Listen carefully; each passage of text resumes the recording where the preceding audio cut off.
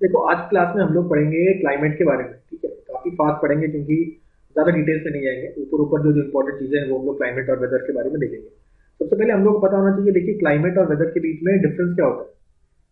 तो actually weather क्या होता है, वेदर क्या होता है, एक कोई प्लेस है, उस प्लेस का आपका जो टोटल एटमॉस्फेरिक का जो कंडीशन होगा, यानी कि आपका रेन हो सकता है, क्या टेम्परेचर है, क्या ह्यूमिडिटी है एक पर्टिकुलर टाइम पीरियड में, ठीक है, उसे वेदर कहते हैं। लेकिन ये टाइम किसी दूसरे टाइम पे अगर यही सेम चीज देखें तो आपका फिर आपका टेम्परेचर चेंज हो सकता है, क्लाउडी वेदर हो सकता है। तो समय के साथ साथ बहुत तेजी से आपका चेंज होता है। तो आपका वेदर जो होता है that is the momentary state, याद रखना, मोमेंटरी स्टेट होता है। और जो क्लाइमेट होता है किसी भी प्लेस का, जैसे कि एक तो एक प्लेस का है, उसके कई सारे वेदर कंडीशन होता है, इस वेदर कंडीशन का जो भी एवरेज होता है उसे हम लोग बोलते हैं climate. Climate is the average of the weather condition, ठीक है। अच्छा, और जो हम लोग का क्लाइमेट है, इंडिया का जो क्लाइमेट है वो बेसिकली मानसून पे काफी ज्यादा डिपेंडेंट होता है। मानसून, तो मानसून एक इंपॉर्टेंट पार्ट है हमारे क्लाइमेट का जो हमको पढ़ना है। तो मानसून जो वर्ड है वो आपका मौसम वर्ड से आया, मौसम, मौसम वर्ड से आपका मानसून निकला है। मौसम, मौसम एक अरेबिक वर्ड है, एक अरेबिक वर्ड मौसम से आपका मानसून आया। तो इंडिया का जो क्लाइमेट है वो मानसून टाइप क्लाइमेट है, ये हम लोग को मालूम चला।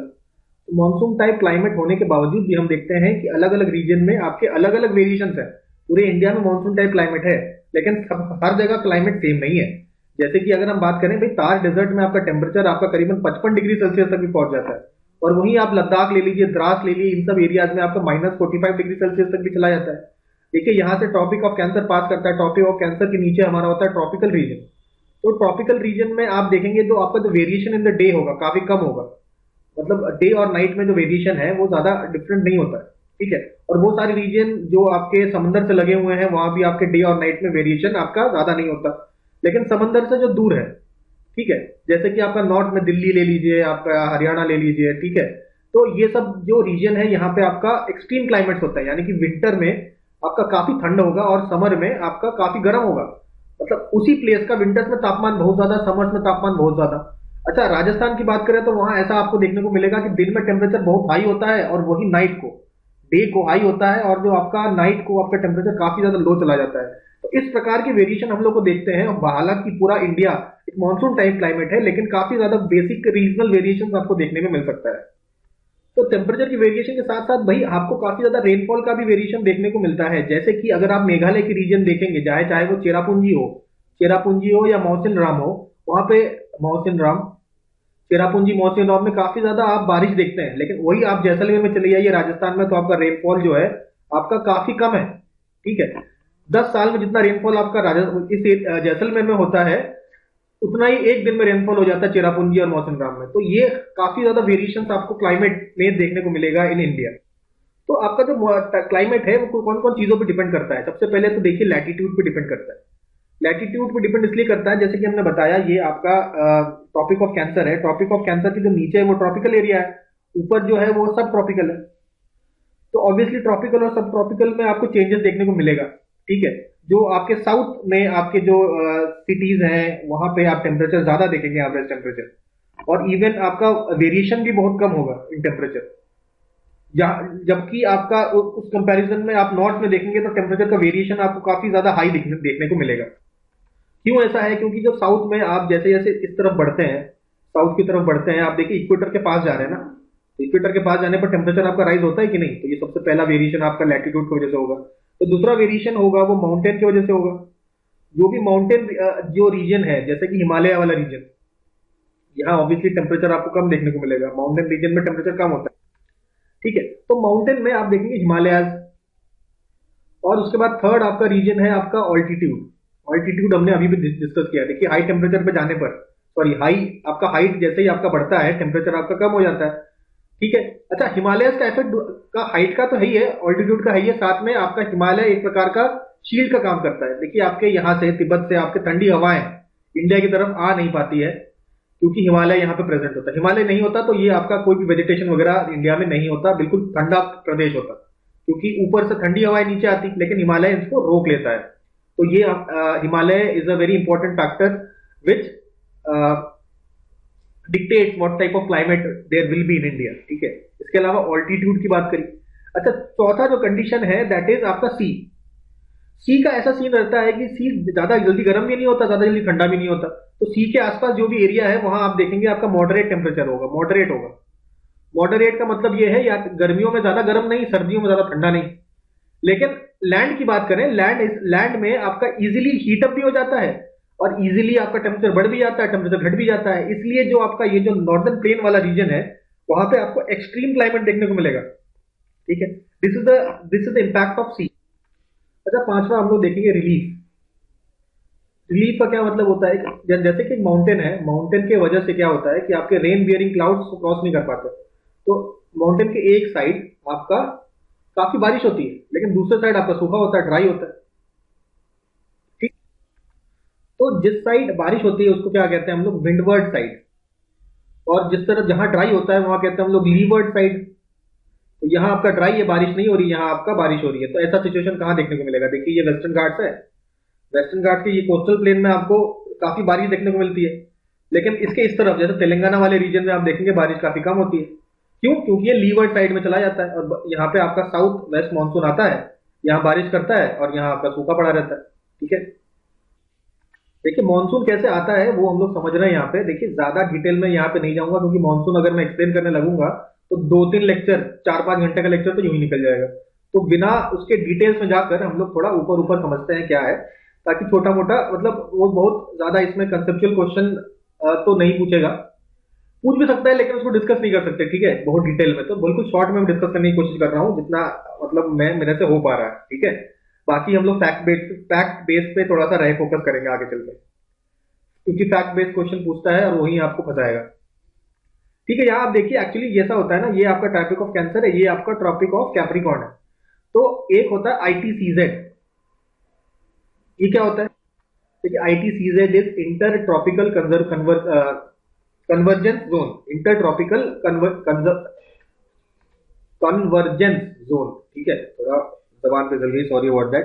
तो ये आईटीसीजेड होता है, यहाँ पे बेसिकली सन जिस पॉइंट पे डायरेक्टली ओवर होगा उस वहीं पे आपका आईटीसीजेड होगा। आईटीसीजेड जहां भी होगा वहां लो प्रेशर होगा। ठीक है, जहां भी होगा वहां हम लोग देखेंगे लो प्रेशर होगा। ठीक है, तो अभी यहाँ पे सदर्न हेमिस्फीयर में आईटीसीजेड है, इसका मतलब क्या हुआ, सदर्न हेमिस्फीयर में समर है और इंडिया के वाले रीजन में, इंडिया तो आपके नॉर्दर्न हेमिस्फीयर में पड़ता है। ठीक है, ये आपका यहाँ पे देखिए इंडिया है। ठीक है, तो इंडिया में इस समय क्या होगा, विंटर होगा। ठीक है, अभी धीरे धीरे आईटीसीजेड ऊपर की तरफ मूव करेगा, धीरे धीरे गर्मी बढ़ने लगेगी। गर्मी जब अपनी चरम सीमा पे होगी यानी कि आईटीसीजेड आपका यहां पे होगा, कहीं तिब्बत के आसपास होगा, मतलब तिब्बत के आसपास लो प्रेशर रीजन हो जाएगा, मतलब आईटीसीजेड यहां पे होगा ना, इस रीजन पे होगा 23 डिग्री के आसपास। तो देखिए यहाँ पे तिब्बत वाले रीजन में आप देखेंगे काफी ज्यादा हीटिंग होती है, उसकी वजह से यहाँ लो प्रेशर क्रिएट हो जाएगा। तो क्या होगा, लो प्रेशर होने की वजह से यहाँ पे विंड आपका इस तरीके से मूव करेगा। यही आपका साउथ वेस्ट मानसून है। देखिए ये बहुत आसानी से मैंने बता दिया, और ज्यादा कॉम्प्लेक्स होता है लेकिन ये बेसिक हम लोग को यहाँ समझ में आया कि देखिए साउथ वेस्ट मानसून इस तरीके से मूव करेंगे तो यहाँ पे आपका समंदर है, समंदर से ये पानी पिकअप करेंगे और बरसात करेंगे इंडिया में। एकदम बहुत ही शॉर्ट में हम लोगों ने मानसून के बारे में थोड़ा बहुत आइडिया यहाँ पे लगा दिया। ठीक है, अच्छा ये सिचुएशन बनती कब है, देखिए 1 जून के आसपास इंडिया में एंटर करता है मानसून, आपका 1 जून के आसपास एंटर करता है। उसके बाद आपका 13 से 15 जून तक, 13 से 15 जून तक आपके पूरे सब कॉन्टिनेंट में आपका बरसात शुरू हो जाती है। तो this is called as onset of monsoon. I hope थोड़ी बहुत बात तो समझ में आई हो। अच्छा, अभी ये high temperature high low pressure zone जो क्रिएट होता है इसकी वजह से आपका ये दो पहले यहाँ पे वेस्टर्लीज जो है रहती है, वेस्टर्लीज फिर खत्म हो जाती है, फिर आपका ईस्टर्लीज चालू होता है, ईस्टर्लीज आपका स्टार्ट हो जाता है, जिसकी वजह से आपका मानसून को और बल मिलता है, मानसून को और ज्यादा बल मिलता है और मानसून काफी ज्यादा होता है। ठीक है, अच्छा इसके अलावा एक कंसेप्ट है, what is the meaning of break in monsoon. Monsoon में ब्रेक का क्या मतलब होता है, मानसून में ब्रेक का मतलब होता है अभी मान लो 2-3 दिन बारिश हुई, उसके बाद काफी समय तक आपका ड्राई स्पेल रहा, यानी कि मानसून अब कुछ दिन तक बारिश हुई, उसके बाद थोड़ा ड्राई स्पेल रहा, तो इसी को हम लोग बोलते हैं ब्रेक इन मानसून। ठीक है, इसके भी कई सारे रीजन होते हैं, उसकी डिटेल्स हम लोग नहीं। तो भाई आप इंडिया में 4 सीजन की यहाँ पे चर्चा करेंगे। सबसे पहले होता है भैया कोल्ड सीजन, कोल्ड सीजन देखेंगे। कोल्ड सीजन खत्म होने के बाद फिर आपका हॉट सीजन आता है, गर्मी आती है, हॉट सीजन देखेंगे। हॉट सीजन के बाद आपका आता है मानसून, साउथ वेस्ट मानसून, तो साउथ वेस्ट मानसून वाला सिस्टम देखेंगे। उसके बाद आता है आपका रिट्रीटिंग मानसून, रिट्रीटिंग मानसून। ठीक है, तो ये 4 सीजन हम लोग एक करके देखते हैं। चलिए हम लोग चर्चा करते हैं, सबसे पहले विंटर सीजन की बात करते हैं। विंटर सीजन में क्या सिचुएशन रहता है? तो विंटर सीजन का मतलब क्या हुआ आपका, नवंबर से चालू होता है और दिसंबर और जनवरी में आपका आपका पीक आता है आपके विंटर्स का। ठीक है, तो कई सारे रीजन है, जैसे कि आपके पंजाब और राजस्थान के कुछ कुछ रीजन्स में, पंजाब और राजस्थान के कुछ कुछ रीजन्स में आपका 0 डिग्री सेल्सियस से भी कम टेम्परेचर हो जाता है एट द नाइट। दिन की बात नहीं कर रहे हैं, रात में काफी ज्यादा इनका ठंडा एक्सपीरियंस हो जाता है। ठीक है, इसका रीजन बहुत बड़ा है कि ये आपके जो सी से तो काफी दूर है ना, और सी का हम जानते हैं एक मॉडरेटिंग इफेक्ट होता है। ये मॉडरेटिंग इफेक्ट आपका ये लैंड एरियाज में नहीं पड़ पाता, तो यहाँ पे काफी ज्यादा सर्दी आपको देखने को मिलती है। ठीक है, तो मेन रीजन सर्दी के ये 3 रीजन आपके सबसे इंपॉर्टेंट होते हैं। सबसे पहली बात तो ये आपका सी से दूर है, away from the sea. North की बात करते हैं, नॉर्थ में आपका इतना जाड़ा क्यों पड़ता है? साउथ में इतना जाड़ा इसलिए नहीं पड़ता क्योंकि भाई ट्रॉपिकल रीजन के साथ साथ आपका सी का मॉडरेटिंग इफेक्ट भी हमें देखने को मिलेगा, और नॉर्थ में आपका सी का इफेक्ट जो है आपको देखने को नहीं मिलता, इसलिए काफी सर्दी पड़ती है इन विंटर्स। अच्छा, सेकेंड रीजन है आपका हिमालयाज। हिमालयन रीजन इस समय काफी ठंडा हो रखे हैं, जिसके वजह से कोल्ड वेव आता है, कोल्ड वेव। ठीक है, आपका कोल्ड वेव आता है कहां से? कोल्ड वेव आता है आपका हिमालयाज से, जो कि उस समय काफी ज्यादा ठंडा सिचुएशन होता है। इसके अलावा आपका यहाँ पे सेंट्रल एशिया से भी आपके कोल्ड वेव्स आते हैं, मतलब कोल्ड वेव्स आपके 2 जगह से आ सकते हैं, एक तो हिमालयाज से, और हिमालयाज के अलावा आपका सेंट्रल एशिया से। Central Asian countries like Turkmenistan, और यहाँ पे वहां पे कैस्पियन सी भी है। ठीक है, कैस्पियन सी भी के होने के कारण भी आपका वहां से भी आपका कोल्ड वेव्स आते हैं। तो ये कोल्ड वेव्स के कारण आपका north west part of India जो है, आपका north west part of India में काफी ज्यादा सर्दी देखने को आपको मिल सकती है। और ऐसा सिचुएशन आपका साउथ में आपको देखने को नहीं मिलता। क्यों नहीं मिलता? क्योंकि एक तो ट्रॉपिकल रीजन है, ये ट्रॉपिकल रीजन है, ट्रॉपिक्स के पास है, और साथ में आपका सी का एक मॉडरेटिंग इफेक्ट है, जहां पे इसलिए साउथ में आपको एक्सट्रीम विंटर्स देखने को नहीं मिलेगा। ठीक है, एक्सट्रीम विंटर्स आपको केवल नॉर्थ में ही देखने को मिलेगा, साउथ में नहीं मिलेगा। अच्छा, प्रेशर्स की बात करें तो यहाँ पे आपका देखिए थोड़ा हाई प्रेशर देखने को मिलेगा नॉर्थ में आपका हाई प्रेशर देखने को मिलेगा। क्यों? हमने देखा इस समय आपका ट्रॉपिक ऑफ कैंसर तो ये जा रहा है, ट्रॉपिक ऑफ कैंसर आपका ये गया, और ये रहा ट्रॉपिक ऑफ कैंसर। इस समय आईटी सीजन कहां पर है? ऑब्वियसली आपके ट्रॉपिक ऑफ कैप्रिकॉर्न में है, तो यहाँ पे होगा लो प्रेशर, तो इसके ऊपर क्या हाई प्रेशर होगा, तो आपको हाई प्रेशर देखने को मिलेगा ड्यूरिंग दिस पीरियड। ठीक है, बात करते हैं रेनफॉल की। रेनफॉल की बात करें तो इस समय हवाएं कुछ ऐसे चल रही होंगी, हवाएं ऐसी चल रही होंगी, तो देखिए ऐसे मूव करेगा, लैंड से लेकर सी के ऊपर चलेगा। लैंड से सी के ऊपर आपकी हवाएं चलने के कारण, लैंड से सी में हवाएं चलने के कारण आपका कोई भी रेनफॉल देखने को नहीं मिलेगा, क्योंकि भाई लैंड से कोई मॉइस्चर तो पिकअप कर नहीं सकता। उल्टा चल रहा होता तो भाई मॉइस्चर पिकअप करता, हमें रेनफॉल देखने को मिलता, लेकिन क्योंकि लैंड के ऊपर चल रहा है तो आपको इस तरीके इसलिए आपको रेन नहीं देखने को मिलेगा ज्यादा। ठीक है, इन द लैंड। तो winter are mostly dry, winters में बरसातें कमी होती है। और हाई प्रेशर होने के कारण आप जानते हैं एंटी साइक्लोनिक कंडीशन हो जाता है। एंटी साइक्लोनिक कंडीशन को थोड़ा शॉर्ट में अगर मैं बताऊं तो देखिए, अब जब लो प्रेशर होता है, चीजें गर्म होती हैं, तो हवा ऐसे ऊपर की तरफ मूव करती है, हवा ऐसे ऊपर की तरफ मूव करती है और ऐसे मूव आएगी सी से ऐसे लैंड की तरफ मूव करती है लो प्रेशर एरिया में। तो ये आपका साइक्लोनिक कंडीशन बनता है। हाई प्रेशर सिचुएशन में थोड़ा काम खराब हो जाता है, यानी कि आपका टेम्परेचर जो है, हवा जो है नीचे की तरफ आता है, लैंड की तरफ, तो और ऐसे स्प्रेड करता है। तो ऐसा सिचुएशन जो होता है वो एंटी साइक्लोनिक कंडीशन होता है। अब इस समय प्रेशर के कैसा है, हमारा हाई प्रेशर है, हाई प्रेशर होने के कारण आपका एंटी साइक्लोनिक कंडीशन होता है, इसलिए आपका रेनफॉल आपको देखने को नहीं। तो आपको क्या रेनफॉल्स कहीं नहीं मिलेंगे? तो विंटर रेनफॉल्स के बारे में बात करते हैं। विंटर रेन्स आपके कहां कहां देखने को मिलते हैं, इसके ऊपर सवाल भी पूछे गए कई बार। ठीक है, तो देखिए 2 मेन जगह है, वैसे तो थोड़ा बहुत आपका सेंट्रल इंडिया में भी थोड़ा बारिश मिल जाएगा आपको, थोड़ा आसाम के साइड भी आपको थोड़ा बहुत बारिश मिल जाएगा विंटर्स में, लेकिन मेन जो है आपके 2 पॉइंट ध्यान में रखते हैं। आपका ये वाला जो रीजन है, पंजाब, हरियाणा, दिल्ली, उत्तर प्रदेश, ये वाला जो रीजन है, यहाँ पे आपको थोड़ा रेनफॉल मिलता है।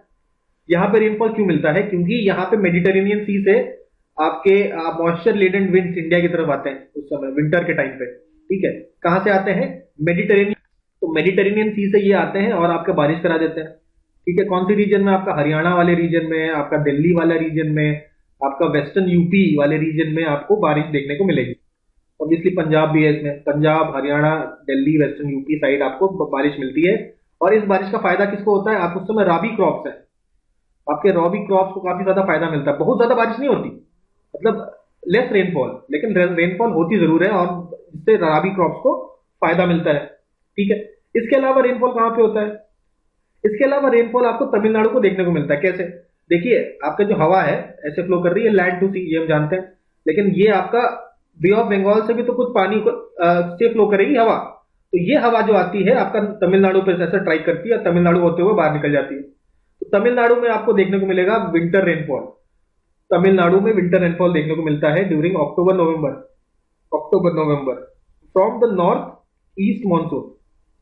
नॉर्थ ईस्ट मानसून बोलेंगे ना, कौन से डायरेक्शन से आ रहा है हवा? देखिए, नॉर्थ ईस्ट डायरेक्शन से हवा आ रही है तो इसे नॉर्थ ईस्ट मानसून बोल देते हैं। तो इसके तमिलनाडु के कोस्ट में, थोड़ा बहुत आंध्र प्रदेश के कोस्ट में भी देखिए बारिश हो रही होगी। ठीक है, आंध्र प्रदेश के कोस्ट में थोड़ा, तो ये सारे बारिश देखने को मिलेगी in coast of Tamil Nadu and Andhra Pradesh. और थोड़ा बहुत आपका साउथ ईस्ट कर्नाटका भी है, ये देखिए ये जा रहा है ना हवा, तो ये पूरे रीजन में आपको विंटर रेनफॉल देखने को मिलेगा। तो आई होप ये विंटर रेनफॉल वाला जो कंसेप्ट है ये हम लोग को क्लियर हो गया होगा। तो अब हम लोग चर्चा करते हैं हॉट वेदर सीजन की, गर्मियों की चर्चा करते हैं। अब देखिए हमारा जो कहानी थोड़ी सी चेंज हो रही है। चेंज कैसे हो रही है? हमने फिर वही बनाना है, टॉपिक ऑफ कैंसर बनाना है यहाँ पे, topic of cancer, topic of Capricorn. Topic of Capricorn में विंटर्स में था। अभी ITCZ जो है, ये जो आपका बेल्ट है, ये धीरे धीरे आपका ऊपर की तरफ मूव करेगा। जैसे जैसे ऊपर की तरफ मूव करेगा गर्मी बढ़ेगी, और सबसे ज्यादा गर्मी कब पड़ जाएगी? जब ये ट्रॉपिक ऑफ कैंसर मूव करके आ जाएगा। तो आपका नीचे से लेके ऊपर की तरफ जब ये ITCZ मूव करता है तो गर्मी भी आपकी धीरे धीरे इंक्रीज करने लगती है। ठीक है, टेम्परेचर में देखते हैं क्या चेंजेस आते हैं। तो टेम्परेचर में हम लोग नॉर्थ इंडिया की बात अलग करेंगे, साउथ इंडिया की बात अलग करेंगे, क्योंकि साउथ इंडिया में देखिए आपका मॉडरेटिंग इन्फ्लुएंस है, मॉडरेटिंग इन्फ्लुएंस ऑफ द सी है, इसलिए आपका टेम्परेचर भी आपका थोड़ा मॉडरेट रहता है। लेकिन नॉर्थ इंडिया में ऐसा नहीं है, टेम्परेचर काफी ज्यादा हाई होने लग जाता है। ठीक है, सबसे पहले कौन से महीनों में चालू होता है टेम्परेचर बढ़ना? तो चालू होता है आपका मार्च महीने से आपका टेम्परेचर इंक्रीज होना स्टार्ट हो जाता है। ठीक है, हम जनवरी फरवरी तक हमने देखा कि ठीक है वही थोड़ा मतलब सर्दी रही, उसके बाद धीरे धीरे देखिए मार्च में टेम्परेचर इंक्रीज हो रहा है, मतलब ITCZ और ऊपर की तरफ आने लगता है। ठीक है, मार्च के बाद आपका अप्रैल में और बढ़ता है, मई में आपका और ज्यादा टेम्परेचर बढ़ने लगता है। तो और उसके बाद जून में भी आपका टेम्परेचर हाई रहता है। तो अप्रैल मई जून में हम देखते हैं कि टेम्परेचर आपका बढ़ रहा है। तो ये सब आपके महीने होते हैं आपके समर के। ठीक है, तो मार्च में देखिए आपका 30 से 32 डिग्री का टेम्परेचर होता है, धीरे धीरे वो आपका इंक्रीज होकर 38 डिग्री के आसपास पहुंचने लगता है, और कुछ कुछ एरियाज में तो करीबन 48 डिग्री सेल्सियस तक भी आपका पहुंच जाता है। तो काफी ज्यादा हम देख रहे हैं कि भाई हॉट सीजन है आपका नॉर्थ इंडिया में। साउथ इंडिया में इतना हॉट सीजन नहीं है, और कुछ कुछ एरियाज है जहां टेम्परेचर कुछ खास ज्यादा बढ़ता नहीं है, जैसे कि वेस्टर्न घाट्स वाला जो रीजन है वो, उसमें टेम्परेचर आपका माइल्ड रहता है, करीबन 25 डिग्री से आपका कम ही रहता है, लेस देन 25 डिग्री सेल्सियस के आसपास टेम्परेचर यहाँ पे रहेगा। अच्छा, अभी ITCZ लेटेस्ट से टॉपिक ऑफ कैंसर पे आ गया। ये हमारा टॉपिक ऑफ कैंसर, यहीं पे आपका देखिए ITCZ आपका लाई करेगा, है ना। तो यहाँ पे इस रीजन में आपका नॉर्दर्न प्लेन्स में आपका लो प्रेशर हो जाएगा। जब यहाँ पे लो प्रेशर हो जाएगा, तिब्बत में भी आपका देखिए टेम्परेचर काफी ज्यादा हाई होता है, पूरा रीजन में देखिए आपका लो प्रेशर बिल्डअप हो रहा है। लो प्रेशर बिल्डअप हो रहा है तो ये हाई प्रेशर से आपका जो हवाएं हैं यहाँ से मॉइस्चर उठाती हुई आपका एंटर करेगी, और यहाँ पे हो जाएगा क्या, रेनफॉल हो जाएगा। यही तरीका होता है आपका, बिल्कुल शॉर्ट तरीके से हम लोगों ने समझ लिया। तो आपको हेवी रेनफॉल यहाँ पे देखने को मिलेगा। तो कौन से इसको क्या बोलते हैं, साउथ वेस्ट मानसून बोलते हैं, क्योंकि जो विंड होते हैं उनको साउथ वेस्टर्ली भी बोल सकते हैं हम लोग, साउथ वेस्टर्लीज बोल सकते हैं, या साउथ वेस्ट मानसून बोल सकते हैं। ठीक है, तो जो भी बोलिए, इन हवाओं के कारण आपका इंडियन सब कॉन्टिनेंट में आपका रेनफॉल ज्यादा होता है। देखिए काफी शॉर्ट में हम समझा रहे हैं, ठीक है, बिल्कुल बेसिक पॉइंट बता रहे हैं, ज्यादा डिटेलिंग हम लोग कर नहीं रहे हैं, बिल्कुल इंपॉर्टेंट जो हमको लग रहा है पार्ट है वही केवल आपको बताया जा रहा है। तो इसमें ज्यादा PhD में करनी नहीं है, इंपॉर्टेंट क्वेश्चन से भी हमें नोटिस करना है, क्योंकि कर रहे हैं हम लोग क्रैश कोर्स। ठीक है, अच्छा, अगला इंपॉर्टेंट जो क्वेश्चन है वो है कुछ लोकल स्टॉर्म के लोकल नाम होते हैं। जैसे कि आपने सुना होगा मैंगो शावर। तो मैंगो शावर आपका कहाँ पे होता है? तो मैंगो शावर आपका केरला वाले साइड होता है। केरला आपका, केरला हो गया, या आपका जो कोस्टल कर्नाटका हो गया।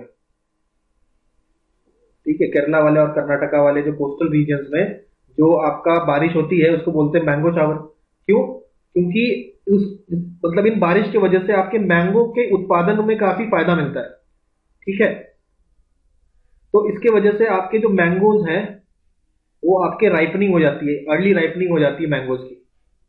अच्छा, इसके अलावा आपका एक और नाम बोलते हैं इसको ब्लॉसम शावर्स, ब्लॉसम शावर भी बोलते हैं। इसके अलावा एक और नाम है आज का काल बैशाखी, काल बैशाखी। ठीक है।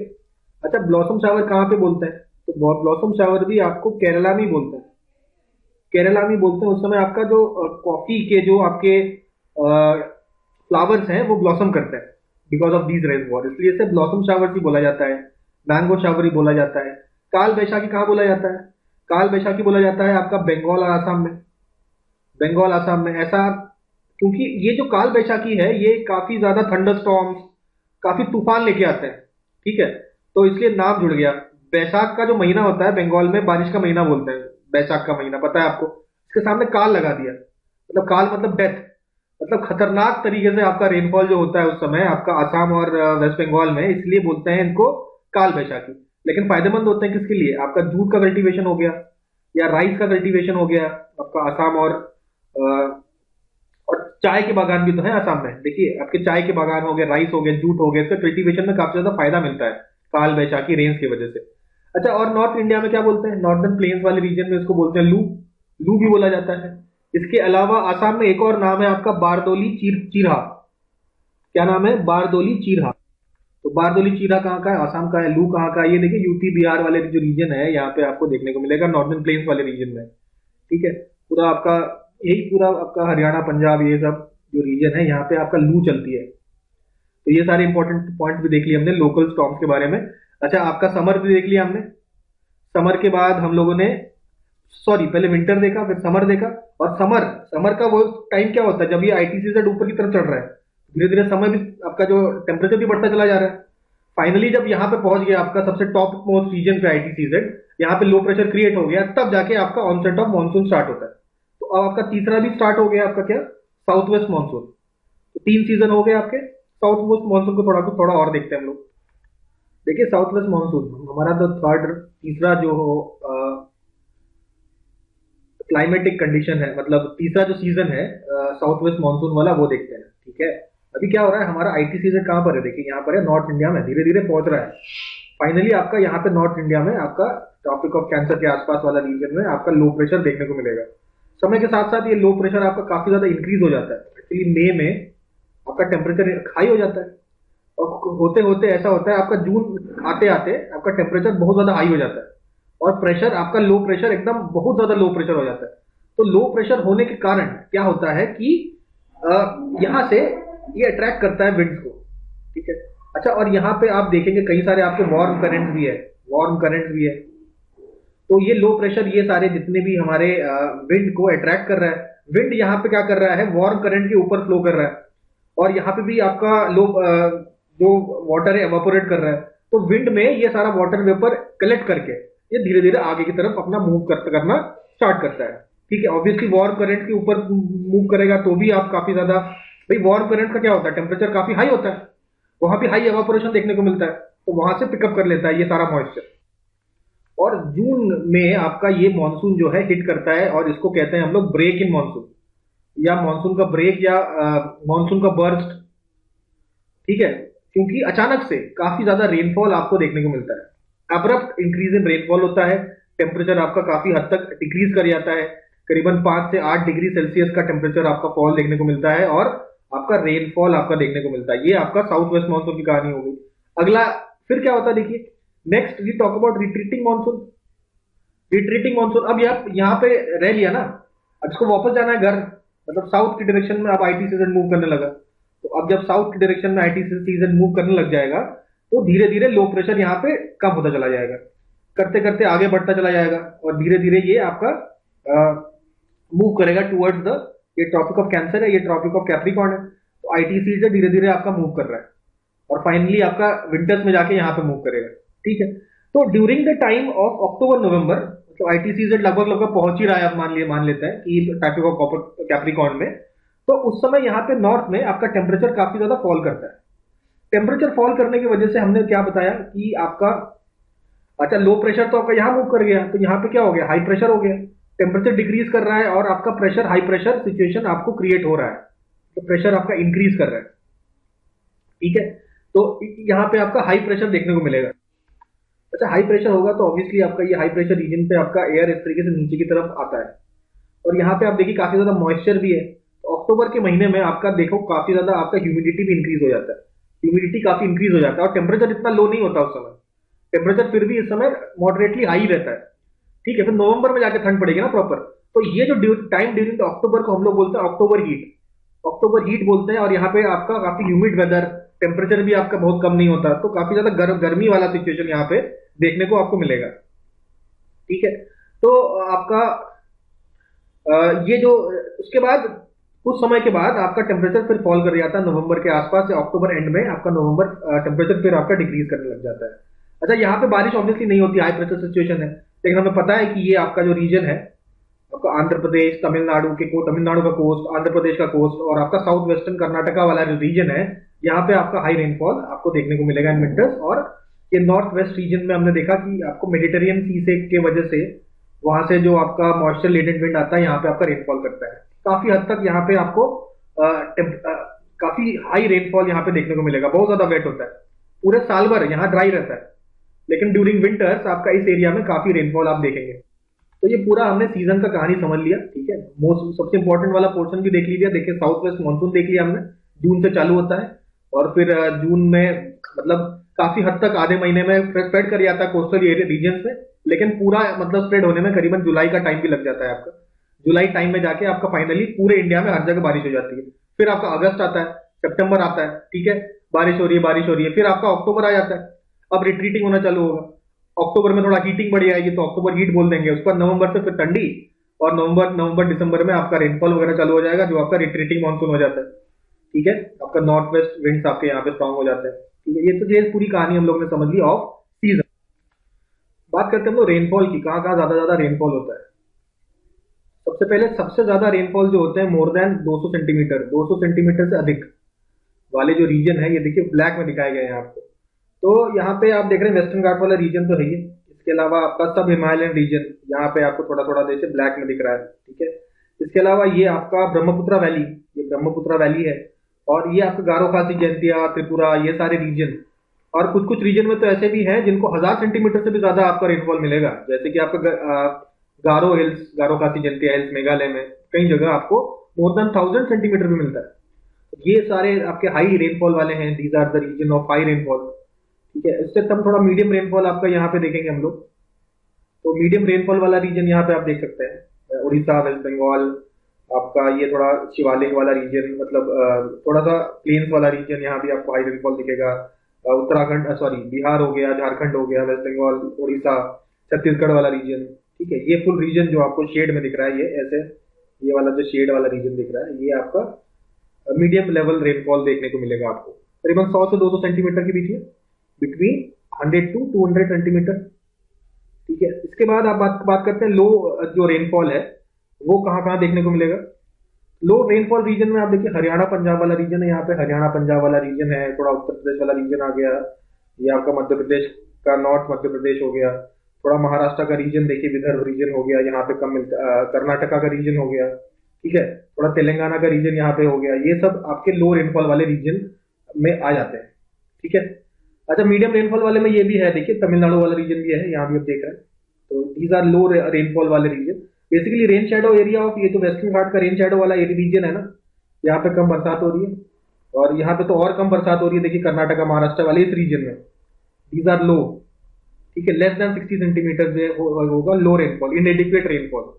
तो इसमें भी आप देख रहे हैं ना, आंध्र प्रदेश कर्नाटका वाला रीजन है। ऑब्वियसली इसमें आपका ये थार डेजर्ट आ गया, आपका कच्छ का रीजन आ गया गुजरात में, साथ में थोड़ा बहुत पंजाब का रीजन भी आ रहा है, और आपका स्नोफॉल यहाँ पे मिलता है आपका लद्दाख वाले रीजन, जम्मू कश्मीर वाले रीजन में, जहाँ पे स्नो वाला बेल्ट है, वहां भी रेनफॉल आपको कम देखने को मिलेगा। This is the distribution of rainfall. देखिए कॉकटेल एक साइंटिस्ट थे, उन्होंने अपना एक स्कीम निकाला अलग अलग क्लाइमेटिक रीजन डिफाइन करने का, तो वो इंडिया के संदर्भ में हम लोग को थोड़ा सा देखना पड़ता है। ठीक है, ध्यान दीजिएगा एक एक करके। देखिए इसमें AW, CWG, BSHW, AMW, AS, ये सब अलग अलग आपके कोडिंग है, तो कौन से रीजन में कौन सी कोडिंग लगेगी ये हम लोग पता होनी चाहिए। अब बहुत ज्यादा डिटेल में इसके भी नहीं जाएंगे, लेकिन हम लोग ऊपर ऊपर से उसको देख लेते हैं। ठीक है, पहले ये समझ लेते हैं कि तो जो पहला जो लेटर है वो क्या स्टैंड किसके लिए मतलब सिग्निफाई करता है, क्या सिग्निफाई करता है। तो अगर ए लिखा है कहीं पे तो ट्रॉपिकल होगा, ए वाले देख लेते हैं। तो ए ऑब्वियसली ये आपका ट्रॉपिक ऑफ कैंसर के नीचे वाला रीजन है, सब ए होगा। उसके ऊपर कहीं ये दिख रहा है क्या? नहीं, ट्रॉपिकल रीजन ए होता है। ठीक है, ए भी देखिए तीन प्रकार के हैं, ए डब्ल्यू हो सकता है, ए एस हो सकता है और ए एम डब्ल्यू हो सकता है। इसको एक एक करके देखते हैं। सबसे पहले ए डब्ल्यू की बात करते हैं हम लोग। तो ए डब्ल्यू की अगर हम बात करें तो यहाँ पे देखिए क्या लिखा है, ट्रॉपिकल सवाना। ए डब्ल्यू मतलब सवाना, ठीक है, ट्रॉपिकल सवाना। सवाना क्लाइमेट होता है, बड़े बड़े पेड़ होते हैं उसमें, थोड़े मतलब कुछ सूखे होते हैं, कुछ कटीले होते हैं, इस प्रकार के जो पेड़ होते हैं वो आपके सवाना ट्रॉपिकल क्लाइमेट में आता है। तो ये है ए डब्ल्यू। अच्छा, अगर रेनफॉल की बात करें तो आपका जो ये इस वाले रीजन में रेनफॉल जो है वो ऑब्वियसली मानसून से होता है, मानसून से होता है, और विंटर लगभग लगभग ड्राई होता है। विंटर आपका ड्राई ही माना जाता है, ठीक है। तो ऐसा रीजन होता है ए डब्ल्यू वाला रीजन। और किस रीजन में आप देख ही सकते हैं, देखिए उड़ीसा, झारखंड, मतलब ये सब, मध्य प्रदेश वाला थोड़ा सा रीजन, ठीक है, महाराष्ट्र वाला रीजन, ये सारा रीजन जो आपका ए डब्ल्यू के अंदर आता है। तो ये तो क्लियर हो गया आई गेस, ठीक है। ट्रॉपिकल सवाना क्लाइमेट, आपका मानसून में आपका बरसात होगी लेकिन विंटर्स में आपका ड्राई रहेगा, ठीक है। नेक्स्ट आते हैं हम लोग ए एस पे। ये कौन सा रीजन है, वही तमिलनाडु वाला, जहां पे विंटर रेनफॉल देखने को मिलेगी आपको। ए मतलब ट्रॉपिकल, ठीक है। एस की बात करें तो इसका जो रेनफॉल है, इसमें रेनफॉल की बात करें तो मेरे पास 75 टू अबाउट 100 आपका सेंटीमीटर का रेनफॉल होता है, ठीक है। और विंटर रेनफॉल होता है, विंटर रेनफॉल देखने को मिलेगा। ये आपका ए एस याद रखिए, ठीक है। ए एस यहाँ पे क्या मेंशन है, देखिए ट्रॉपिक, ए एस यहाँ पे monsoon with dry season in summer. Summer dry होती है लेकिन बारिश होती है कहाँ, विंटर में। तो ये ए एस और ए डब्ल्यू क्लियर हो गया, ठीक है। A S A W clear हो गया। उसके बाद ए एम डब्ल्यू पे आते हैं हम लोग। ए एम डब्ल्यू, ये रीजन कौन सा देख रहे हैं हम लोग, वेस्टर्न घाट वाला रीजन देख रहे हैं ना। तो ऑब्वियसली मानसून टाइप क्लाइमेट होगा भाई, मानसून टाइप क्लाइमेट ये भी होगा। और इसका कह रहे हैं शॉर्ट ड्राई सीजन, मतलब ड्राई सीजन इसका बहुत कम होता है, मोस्टली हर समय बरसात होता रहता है। तो ऐसा रीजन है आपका ए एम डब्ल्यू वाला रीजन, ठीक है। वेस्टर्न घाट वाला रीजन है, हमको समझ में आया, ठीक है। अच्छा, और क्या इसमें हेवी रेनफॉल देखने को मिलेगा, देखिए ग्रेटर देन 200 सेंटीमीटर आपका रेनफॉल देखने को मिलेगा यहाँ पे। ये वेस्टर्न घाट वाला रीजन है ए एम डब्ल्यू, ठीक है। एएस से कैसे अलग है भाई, यहाँ पे विंटर रेनफॉल थोड़ी ना हो रहा है, समर रेनफॉल हो रहा है और तगड़ा रेनफॉल हो रहा है। ए डब्ल्यू से ज्यादा रेनफॉल हो रहा है, ठीक है। तो ए डब्ल्यू में भाई रेनफॉल होता है, इस ए एम डब्ल्यू से थोड़ा सा कम होता है, ठीक है। आई होप बात समझ में आ रही होगी। तो ये ए वाले कंप्लीट कर दिए हमने, ठीक है। अच्छा, फिर आते हैं बी वाले। बी वाला क्लाइमेट क्या डिफाइन करता है, ड्राई क्लाइमेट, एकदम ड्राई क्लाइमेट। तो सबसे पहले हम लोग बात करते हैं B W H W, B W H छोटा डब्ल्यू, ठीक है। तो ये वाला जो क्लाइमेट है, डब्ल्यू डब्ल्यू दो बार, तो ये आपका एकदम डेजर्ट क्लाइमेट हो जाएगा, ठीक है। यहाँ पे आप देख सकते हैं ना, हॉट डेजर्ट लिखा है, ये हॉट डेजर्ट लिखा है। B W H W is hot desert. समझ में आ ही रहा है, ये बी तो ड्राई को डिनोट करता है ना, तो डेजर्ट रीजन ही होगा, ठीक है। लेकिन अब ये क्या है, बी दो बार डब्ल्यू नहीं, एक बार एस आ जाता है इसमें, क्या है, बी एस एच डब्ल्यू। इसमें क्या होगा, ऑब्वियसली होगा तो ये भी ड्राई, लेकिन अंतर कैसे है, तो ये यहाँ पे, ये देखिए यहाँ मेंशन क्या क्या मेंशन है, यहाँ पे देखिए स्टेपी क्लाइमेट मेंशन है। तो ये आपका होता है स्टेप क्लाइमेट, मतलब स्टेपी रीजन में जो क्लाइमेट होता है वैसा क्लाइमेट मिलेगा, लेकिन ड्राई तो ये भी होगा क्योंकि बी तो ड्राई डिफाइन करता है, ठीक है। अब आते हैं हम लोग सी वाले पोर्शन पे, जहां पे टेम्परेट क्लाइमेट होगा। सी वैसे तो टेम्परेट क्लाइमेट आपका डिनोट करता है, और इंडिया का तो वैसे मानसून क्लाइमेट है, ठीक है। तो आपका यहाँ पे इंडिया में पाया जाता है क्या, आपका सी डब्ल्यू जी, ठीक है, monsoon tribe with dry winter. तो ये आपका सी डब्ल्यू जी यहाँ पे देखने को मिलेगा। ये क्या है, monsoon tribe with dry winter, याद रखिए यहाँ पे लिखा ही हुआ है। मानसून टाइप है लेकिन विंटर इनका ड्राई है। तो आप बोलेंगे ये तो ए डब्ल्यू वाले सिचुएशन हो गया, लेकिन ए डब्ल्यू वाले सिचुएशन से अंतर है, ये ट्रॉपिकल है ना, ये आपका सब ट्रॉपिकल, ये ट्रॉपिकल नहीं है, ठीक है। विंटर्स यहाँ भी ड्राई है, विंटर्स यहाँ भी आपका ड्राई है, ठीक है, लेकिन ये आपका सब ट्रॉपिकल है, ये आपका ट्रॉपिकल है, ठीक है। तो सी डब्ल्यू जी हमने देख लिया कौन सा एरिया है, ये इसको ध्यान रखना है। सी के बाद आपका D continental type. Continental type जो क्लाइमेट आपको यहाँ मिलेगा, केवल अरुणाचल प्रदेश में मिलेगा आपका continental type, D F C. Continental type है लेकिन ग्रेटर देन 200 सेंटीमीटर आपका रेनफॉल मिलेगा आपको यहाँ पे। कॉन्टिनेंटल क्लाइमेट है लेकिन ग्रेटर देन 200 आपका सेंटीमीटर क्लाइमेट मिलेगा, रेनफॉल मिलेगा आपको, डीएफसी हो गया। फिर आपका बचा आखिरी पोलर। तो एक आपका पोलर ये जम्मू कश्मीर वाला, एक आपका ये हिमाचल प्रदेश वाला रीजन। तो ये ई फॉर आपका पोलर टाइप और ET is tundra type. ET climate आपका हिमाचल प्रदेश में मिलेगा, सॉरी उत्तराखंड में मिलेगा। और जो ई वाला है आपका, जैसे लद्दाख और हिमाचल प्रदेश में आपका ई मिलेगा, ठीक है। E for polar, ET for tundra. तो ये आपका क्लासिफिकेशन है, ये आपको याद रखना है, मेमोराइज कर लीजिए इसको। तो अभी एक सबसे इंपॉर्टेंट आपका एक टॉपिक है जिसको कहेंगे हम एल नीनो, और एक और टॉपिक है ला नीना। इन दोनों टॉपिक को हम लोग समझते हैं, ठीक है। अच्छा, यहाँ पे देखिए सबसे पहला नॉर्मल वेदर कंडीशन देखिए। यहाँ पे साउथ अमेरिका है, यहाँ पे आपका साउथ ईस्ट एशिया है, ऑस्ट्रेलिया है, ये सब रीजन है, ठीक है। तो यहाँ पे देखिए आपका surface water, warm surface water आपका इकट्ठा होता है। यहाँ पे आपका कोल्ड करंट होता है, ठीक है। तो जमीन के नीचे का जो आपका जो फोर्स है, जो फ्लो ऑफ वाटर है, कुछ इस तरीके से होगा, ऐसे करके सर्कुलर होगा। नीचे से ऐसे पानी ऊपर आएगा, नीचे से ऐसे पानी ऊपर आएगा यहाँ पे, और फिर ऊपर इस तरीके से फ्लो करेगा, ठीक है। तो ये जो नीचे से ऊपर आता है इसको बोलते हैं अपवेलिंग, ठीक है। ये हम लोग को एक बात समझ में आ गई, अपवेलिंग होती है। अपवेलिंग होती है तो यहाँ भाई साउथ साउथ अमेरिका के लोगों को बहुत मजा आता है, क्यों? क्योंकि यहाँ पे फिशिंग ज्यादा अच्छे से होती है, फिशिंग बहुत बढ़िया तरीके से होती है, ठीक है। तो क्योंकि आपका ऊपर न्यूट्रिएंट रिच वाटर ऊपर आता है, तो यहाँ पे देखिए मच्छियों की तादाद बढ़ जाती है, तो फिशन इंडस्ट्री को काफी बूम मिलता है, ठीक है। ये तो पानी के नीचे की बात होगी। पानी के ऊपर क्या होता है, देखिए यहाँ पे हो गया क्या, गर्म गर्म हवा। अब यहाँ पे हो गया वार्म वाटर, वो क्या वार्म वाटर से जो कनेक्टेड जो एयर है वो ऐसे ऊपर की तरफ बढ़ेगा, और यहाँ से पानी, अच्छा मॉइस्चर लेडन विंड है ये, यहाँ पे पानी है, पानी का टेम्परेचर हाई होगा तो वो वेपर से मॉइस्चर से भरा होगा, तो ये पानी ऐसे ऊपर आएगा, एक पर्टिकुलर हाइट में जाने के बाद झमाझम बारिश होना चालू हो जाएगा, ठीक है। तो ये आपका ऊपर जा रहा है। और यहाँ पे क्या होगा, यहाँ पे लो टेम्परेचर है ना, तो यहाँ पे हवा नीचे आएगी, तो यहाँ पे हवा ऊपर गई ऐसे फैली, और यहाँ पहुंचने के बाद बात नीचे आई, तो इस प्रकार से आपका हवा का सर्कुलेशन हो जाएगा। तो यहाँ होगा क्या, बारिश। यहाँ क्या होगा, यहाँ होगा आपका सूखा, ड्राउट पड़ेगा।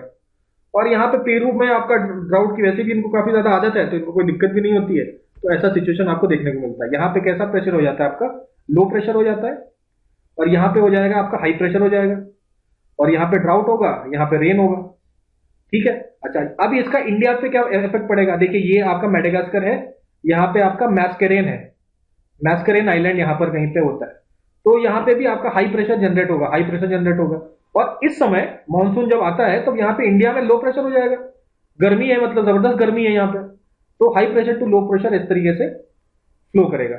और यहाँ आपका भाई लो प्रेशर है, तो ऊपर से, जैसे ऊपर से हवा ऐसे नीचे आएगा ना, इस तरीके से होगा, ऊपर से हवा नीचे आएगी, तो यहाँ भी ऐसे ही आपका फ्लो होगा, जमीन में ऊपर ऐसे लो प्रेशर, यहाँ पे लो प्रेशर है, हवा ऐसे ऊपर जाएगी, इस तरीके से एक सेल बनेगा, ठीक है। ये सेल आपका हवा नीचे आ रहा है, और यहाँ हाई प्रेशर है, और यहाँ लो प्रेशर है, तो high pressure to low pressure आपका समंदर के ऊपर की बात कर रहे हैं। ये आपका समंदर के ऊपर जा रहा हूं मैं, समंदर के ऊपर लो प्रेशर है, लो प्रेशर से हवा ऊपर उठती है, ठीक है, और फिर आपका हाई प्रेशर की तरफ जाती है।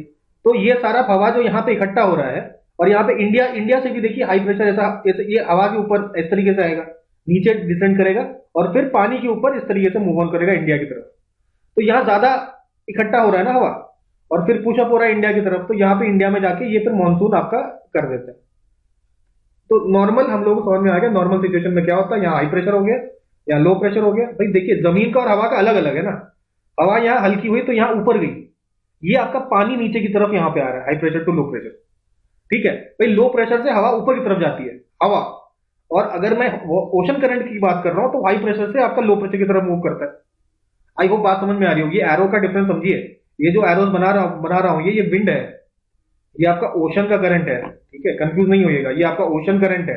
ये जो आपका नीचे आ रहा है ये क्या, विंड नीचे आ रहा है, ठीक है। तो इस प्रकार का आपका सेल बनना है, ये क्या विंड है, इंडिया से इस तरफ आ रहा है, लेकिन ओशन करंट आपका हाई प्रेशर से लो प्रेशर मूव करता है, ठीक है, लो प्रेशर की तरफ मूव कर रहा है आपका ओशन करंट। लेकिन विंड क्या होता है, लो प्रेशर से ऊपर की तरफ मूव करता है, हल्का हो जाता है ना।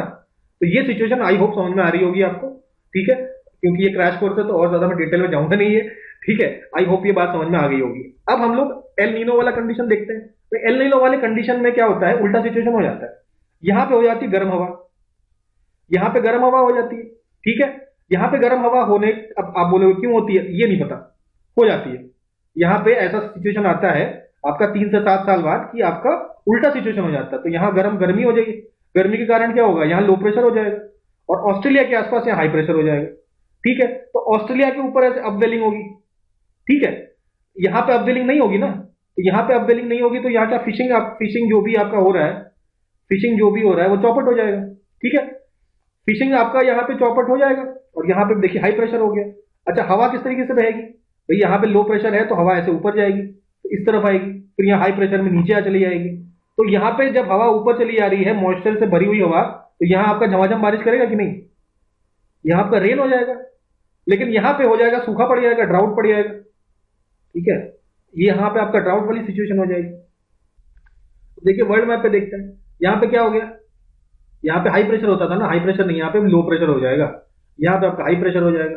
ठीक है, हाई प्रेशर के कारण यहाँ हवा ऊपर जाएगा, ऊपर जाके इस तरफ आएगा, इस तरफ आएगा, हवा के नीचे आएगा, और फिर आपका नीचे ये ओशन करंट है, ये ओशन करंट आपका किस तरफ चला जाएगा, इस तरफ चला जाएगा यहाँ। और अपवेलिंग कहाँ पे होगी, ऑस्ट्रेलिया की तरफ होगी।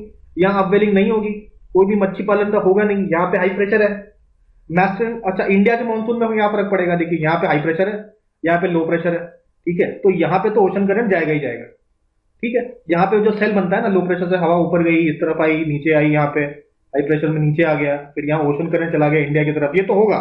लेकिन इसको एक बल मिलता था ना, यहाँ लो प्रेशर जब होता था तो यहाँ पे फिर और हवा आती थी नीचे, लेकिन ये वाला जो सेल है ये बंद हो जाएगा, तो मानसून जो है आपका कमजोर हो जाएगा। यहाँ पे देखिए, यहाँ से आपका लो प्रेशर हुआ करता था ना एक जमाने में, मतलब जब नॉर्मल कंडीशन में था, तो ये जो हवा जो नीचे आती थी, यहाँ पे नीचे आती थी, वो आएगी नहीं। ऑस्ट्रेलिया से जो हवा आ रही है वो आना बंद हो जाएगी, और तो जो जो करंट फॉर्म होगा इस मतलब ऑस्ट्रेलिया का, तो वो भी बंद हो जाएगा। ठीक है, तो देखिए ऐसा सिचुएशन था ना, पुराना सिचुएशन, ये वाला पुराना सिचुएशन आपका था, हाई प्रेशर से भाई साहब ऐसे लो प्रेशर जा रहा था।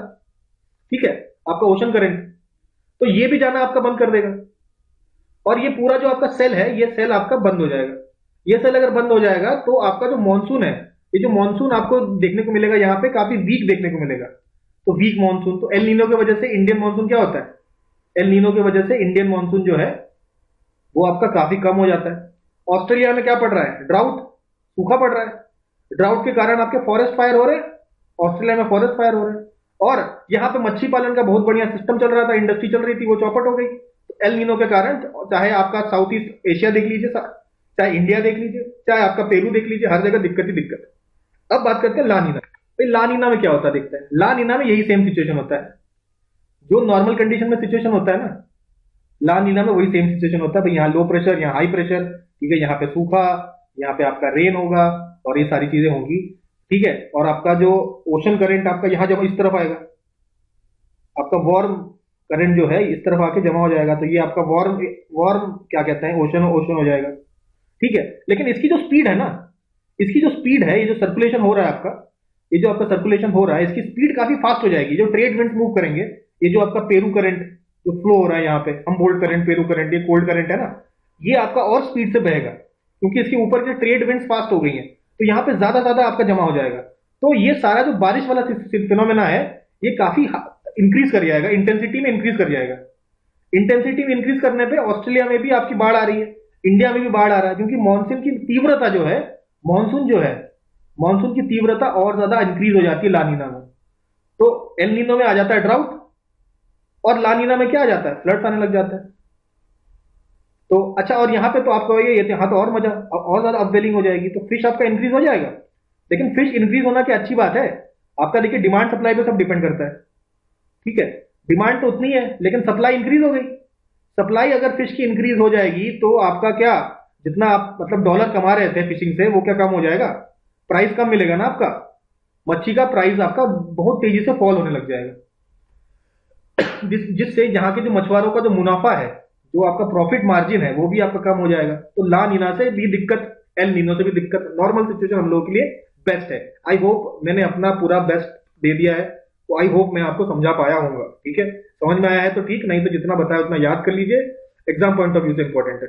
भाई क्रैश कोर्स में इससे ज्यादा सेवा नहीं हो सकती, क्योंकि समय नहीं है हमारे पास, है ना, सिलेबस काफी बड़ा है और खत्म करना है हमें। ठीक है, अब यहीं पे हम लोग खत्म करते हैं हम एल नीना ला नीना, एल नीनो ला नीना। अब कुछ इंपॉर्टेंट फैक्ट्स, सबसे पहले बोलेगा सबसे ज्यादा रेनफॉल कहां पे होता है, रेनफॉल मैक्सिमम ये होता है, आप याद रखिए, मौसिन राम,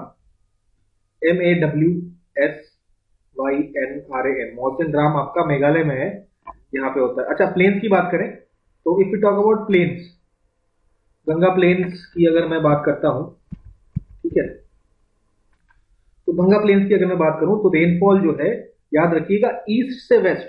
ठीक है, ईस्ट कहां है, वेस्ट कहां है, ईस्ट से वेस्ट आपका रेनफॉल इंक्रीज करेगा कि डिक्रीज करेगा, याद रखिए ईस्ट से वेस्ट जाएंगे तो रेनफॉल आपका डिक्रीज करेगा। ठीक है, सबसे कम रेनफॉल कहाँ है? तो भैया आप कहेंगे कि भैया राजस्थान में होना चाहिए, लेकिन नहीं, आपका लेह में होता है। सबसे minimum rainfall is always in Leh में, सबसे मिनिमम रेनफॉल देखने को मिलेगा कि अबाउट 9 to 10 सेंटीमीटर ही आपका रेनफॉल होता है साल भर में। अगर आपसे बोले सबसे ज्यादा टेम्परेचर वेरिएशन कहाँ पे देखने को मिलेगा, सबसे ज्यादा टेम्परेचर वेरिएशन आपका यहाँ पे डेजर्ट एरिया, जो आपका थार डेजर्ट एरिया है वहां पे देखने को मिलेगा। अच्छा याद रखिए, याद रखना है हमको, सुनामी कब आई थी? 2004 में आई थी, 2004 में सुनामी आई थी।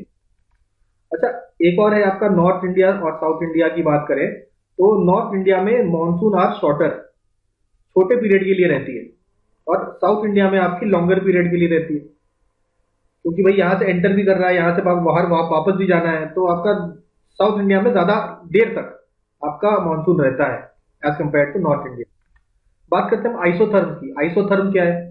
आइसोथर्म वो सारे एरियाज जहाँ पे सेम टेम्परेचर है, जैसे इसका टेम्परेचर सेम, इसका टेम्परेचर सेम, यहाँ भी टेम्परेचर, यहाँ भी सेम टेम्परेचर, यहाँ भी सेम टेम्परेचर, इन सारे पॉइंट्स को अगर हम जोड़ देंगे तो ये बोला जाएगा आइसोथर्म। लेट अस से ये आपका 22 डिग्री सेल्सियस का आइसोथर्म है, ठीक है। अच्छा, अब बात करते हैं जनवरी की। जनवरी में कौन सा डिग्री सेल्सियस आइसोथर्म होता है जो आपको इंडिया को दो पार्ट में तोड़ देता है? तो याद रखिए 18 डिग्री का आइसोथर्म। तो 18 डिग्री का आइसोथर्म लगभग इंडिया को दो पार्ट में तोड़ता है। ये आपका 18 डिग्री का आइसोथर्म है, तो इंडिया को दो पार्ट में तोड़ रहा है। कब? जनवरी में, ठीक है। पूछा हुआ क्वेश्चन है। Vegetation is the true index of climate, ये किसने बोला था? तो कॉकपेन ने बोला था। कॉकपेन का ये स्टेटमेंट है, ठीक है। फिर आपसे पूछेगा जो प्लेन एरिया है उसका कोपेन क्लासिफिकेशन क्या है? तो CWG हमको पता है आपका कोपेन क्लासिफिकेशन है, ठीक है। हम लोग क्लाइमेट बात कर चुके हैं। क्लाइमेट के बाद हमने रेनफॉल की बात भी कर ली है, ठीक है। अब रेनफॉल के बाद हम लोग पानी की बात करते हैं, ठीक है।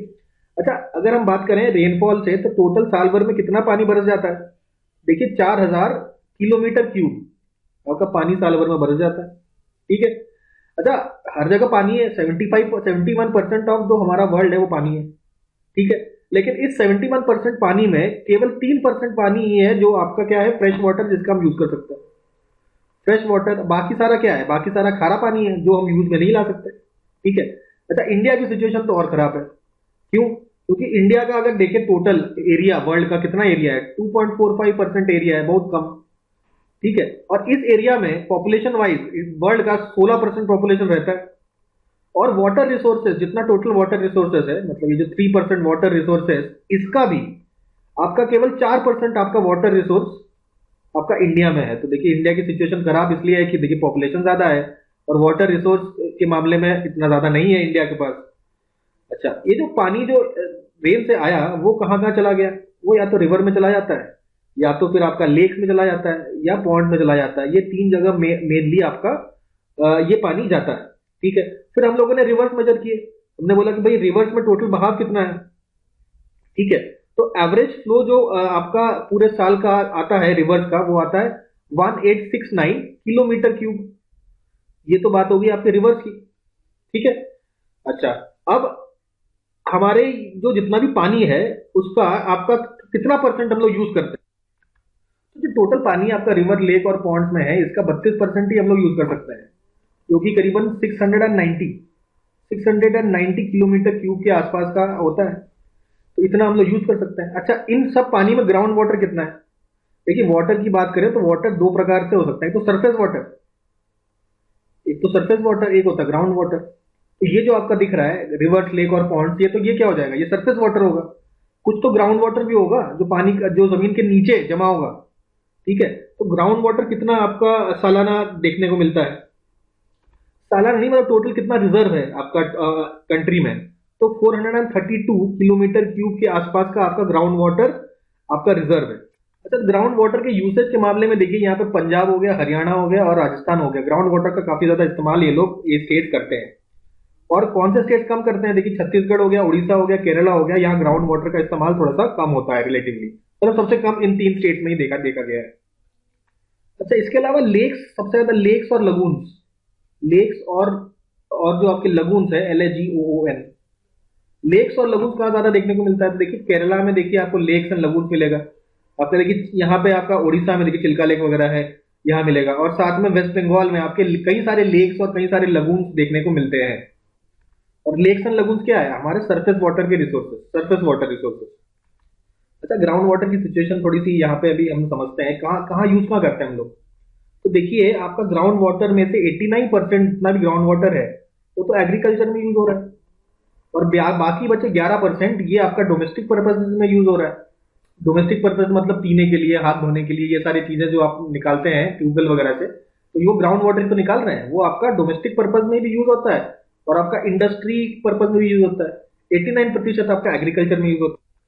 और ये एग्रीकल्चर की बात करें तो देखिए, पंजाब ले लीजिए आप, पंजाब, हरियाणा और वेस्टर्न उत्तर प्रदेश, वेस्टर्न उत्तर प्रदेश ये वाला जो रीजन है, इस रीजन का जो 85% जो आपका टोटल है वो आपका इरिगेटेड एरिया है। तो 85% लैंड में आपका इरिगेशन हो रहा है, मतलब जितना भी, सॉरी 80% लैंड में नहीं, जितने भी लैंड में आप एग्रीकल्चर है उसका 85% आर इरिगेटेड लैंड। याद रखिए, इरिगेशन सबसे ज्यादा इन 3 राज्यों में ही देखने को मिलेगा। तो 85% of the net sown area, net sown area तो बोलते हैं आपको, ठीक है, जहां फसल उगाई जा रही है, नेट सोन एरिया का 85% आपका इरिगेटेड लैंड है। तो अगर हम पंजाब की बात करें, देखिए पंजाब और हरियाणा में काफी ज्यादा यूज होता है ट्यूबवेल का। पंजाब हरियाणा देखिए 85% लैंड आपका नेट जोन एरिया का इज इरिगेटेड। अब इरिगेशन भी कर किससे रहे हैं, देखिए 76% आपका पंजाब में और 51.3% आपका हरियाणा में आपका ट्यूबवेल से इस्तेमाल कर रहे हैं। हम लोग ट्यूबवेल का इस्तेमाल कर रहे हैं किसके लिए, इरिगेशन के लिए। तो ट्यूबवेल बेसिकली क्या ग्राउंड वाटर का तो इस्तेमाल करती है, तो ग्राउंड वाटर आपका कम होता चला जा रहा है। अच्छा, सेंट्रल ग्राउंड वाटर बोर्ड का एक डेटा आया है, सेंट्रल ग्राउंड वाटर बोर्ड ने अपना एक डेटा दिया है। उस डेटा के अनुसार 17% आपका जितना भी ग्राउंड वाटर है वो ओवर एक्सप्लॉयटेड है। ओवर एक्सप्लॉयटेड आपका 17% है, मतलब जितने तेजी से आप यूज कर रहे हो उतने तेजी से आप इसका रिप्लेनिशमेंट नहीं हो रहा है। रिप्लेनिश का मतलब वापस नहीं आ रहा है, वो पानी वापस नहीं, एक्चुअली आप पानी निकालते हो उसके बाद पानी फिर ग्राउंड वाटर में जाता भी तो है, तो इसको कहते हैं रिप्लेनिश होना। तो 17% आपके एरिया में रिप्लेनिश नहीं हो पा रहा है, उससे ज्यादा एक्सप्लॉइट हो रहा है। तो आप बोलेंगे देखिए ग्राउंड एक्सप्लॉइट हो रहा है तो क्या दिक्कत है, तो दिक्कत अभी समझते हैं। कुछ कुछ डिजीजेस देखने को मिली है। अब देखिए, जब आप ग्राउंड वाटर बाहर निकालते चले जा रहे हैं, लेकिन रिप्लेनिश बहुत कम हो रहा है, तो आपका मिनरल का क्वांटिटी आपका पानी में बढ़ जाएगा ना। कैसे मिनरल, जैसे फ्लोरीन और आर्सेनिक, इसका कंसंट्रेशन पानी में काफी बढ़ जाता है। तो देखा गया है कि फ्लोरीन का कंसंट्रेशन कौन कौन से स्टेट्स में ज्यादा देखने को मिला है, जैसे कि आपका राजस्थान और महाराष्ट्र, ठीक है, आपका राजस्थान वाला रीजन और महाराष्ट्र का रीजन, यहाँ पे आपका फ्लोरीन बहुत एक्सेस में देखने को मिला है। आर्सेनिक कहाँ ज्यादा मिला है देखने के लिए, तो आर्सेनिक मिला है आपका एक तो बिहार में और वेस्ट बंगाल में, दोनों में आप देखेंगे आर्सेनिक की मात्रा ज्यादा है। तो देखिए, ग्राउंड वाटर एक्सप्लॉयटेशन की और कहानी सुन लेते हैं। देखिए, आपका जितना भी टोटल ग्राउंड वाटर एक्सट्रैक्ट हो रहा है पूरे दुनिया में, उसका 25% तो इंडिया निकाल रही है, ठीक है। और जो आपका पानी सप्लाई हो रहा है सिटीज में, जो आपका सिटी में पानी का सप्लाई हो रहा है, उसका 45% आपका ग्राउंड वाटर से ही आ रहा है। ग्राउंड वाटर से उसका मोस्ट 45% आ रहा है सिटी का पानी। तो ये सारा सिचुएशन थोड़ा खराब है, इसको बेटर करने के लिए कुछ स्कीम्स भी चल रहे हैं, जैसे कि जल क्रांति अभियान। जल क्रांति अभियान जो है ये आपका कब आया अभियान, अच्छा ये आपके जो स्कीम्स है ना, इसके डेट्स वगैरह पूछता है।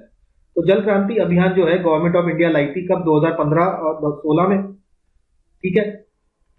और एक भाई इंटरनेशनल देख लीजिए, इंटरनेशनल वाटर डे, मतलब वर्ल्ड वाटर डे कब मनाया जाता है, याद रखिए 22 मार्च को मनाया जाता है। तो 2023 में आपका वर्ल्ड वाटर डे कहाँ मनाया गया था, नहीं सॉरी, ये मनाया तो गया था, उसका थीम क्या था, तो थीम था एक्सलरेटिंग चेंज। थीम देखिए यहाँ पे लिख दिया हमने, देखिए accelerating change to resolve the water and sanitation crisis, ये है theme of world water day 22 March 2023। इसके अलावा नेशनल वाटर मिशन आपका लॉन्च किया गया है गवर्नमेंट ऑफ इंडिया। इसमें देखिए वाटर कंजर्वेशन की बात है, वाटर को हम लोग कंजर्व करेंगे, ठीक है। तो इसमें आपका एक स्पेशल कैंपेन है जिसका नाम है catch the rain, catch the rain, ये भी आपका वाटर कंजर्वेशन के लिए है। अच्छा, इसके अलावा आपका वाटर बॉडी का सेंसस भी आया है, आपका मिनिस्ट्री ऑफ जल शक्ति ने निकाला है, और उसने कहा है कि देखिए महाराष्ट्र वाटर कंजर्वेशन स्कीम्स में सबसे आगे चल रही है, सबसे ज्यादा वाटर कंजर्वेशन स्कीम्स आपके महाराष्ट्र में देखने को मिलते हैं। अच्छा, सबसे ज्यादा ट्यूबवेल्स कहां पर है, याद रखिए सबसे ज्यादा ट्यूबवेल्स आपके यूपी में है, उत्तर प्रदेश में सबसे ज्यादा ट्यूबवेल है। और इंडिया लीड करता है वर्ल्ड को ग्राउंड वाटर इरिगेशन में। ग्राउंड वाटर इरिगेशन आपका इंडिया में सबसे ज्यादा देखने को मिलेगा, ठीक है। ये कोई अच्छी बात नहीं है, इस पर टॉक नहीं करना है हमें, ठीक है। अच्छा, सबसे ज्यादा ट्यूबवेल्स यूपी में देखा, ये भी हमने देख लिया। अच्छा, इसके अलावा आपका डैम सेफ्टी के लिए कुछ काम किया गया है। डैम सेफ्टी बिल आया है, कब आया है? तो इसके बारे में कुछ बेसिक डेटा हम लोग पता होना चाहिए।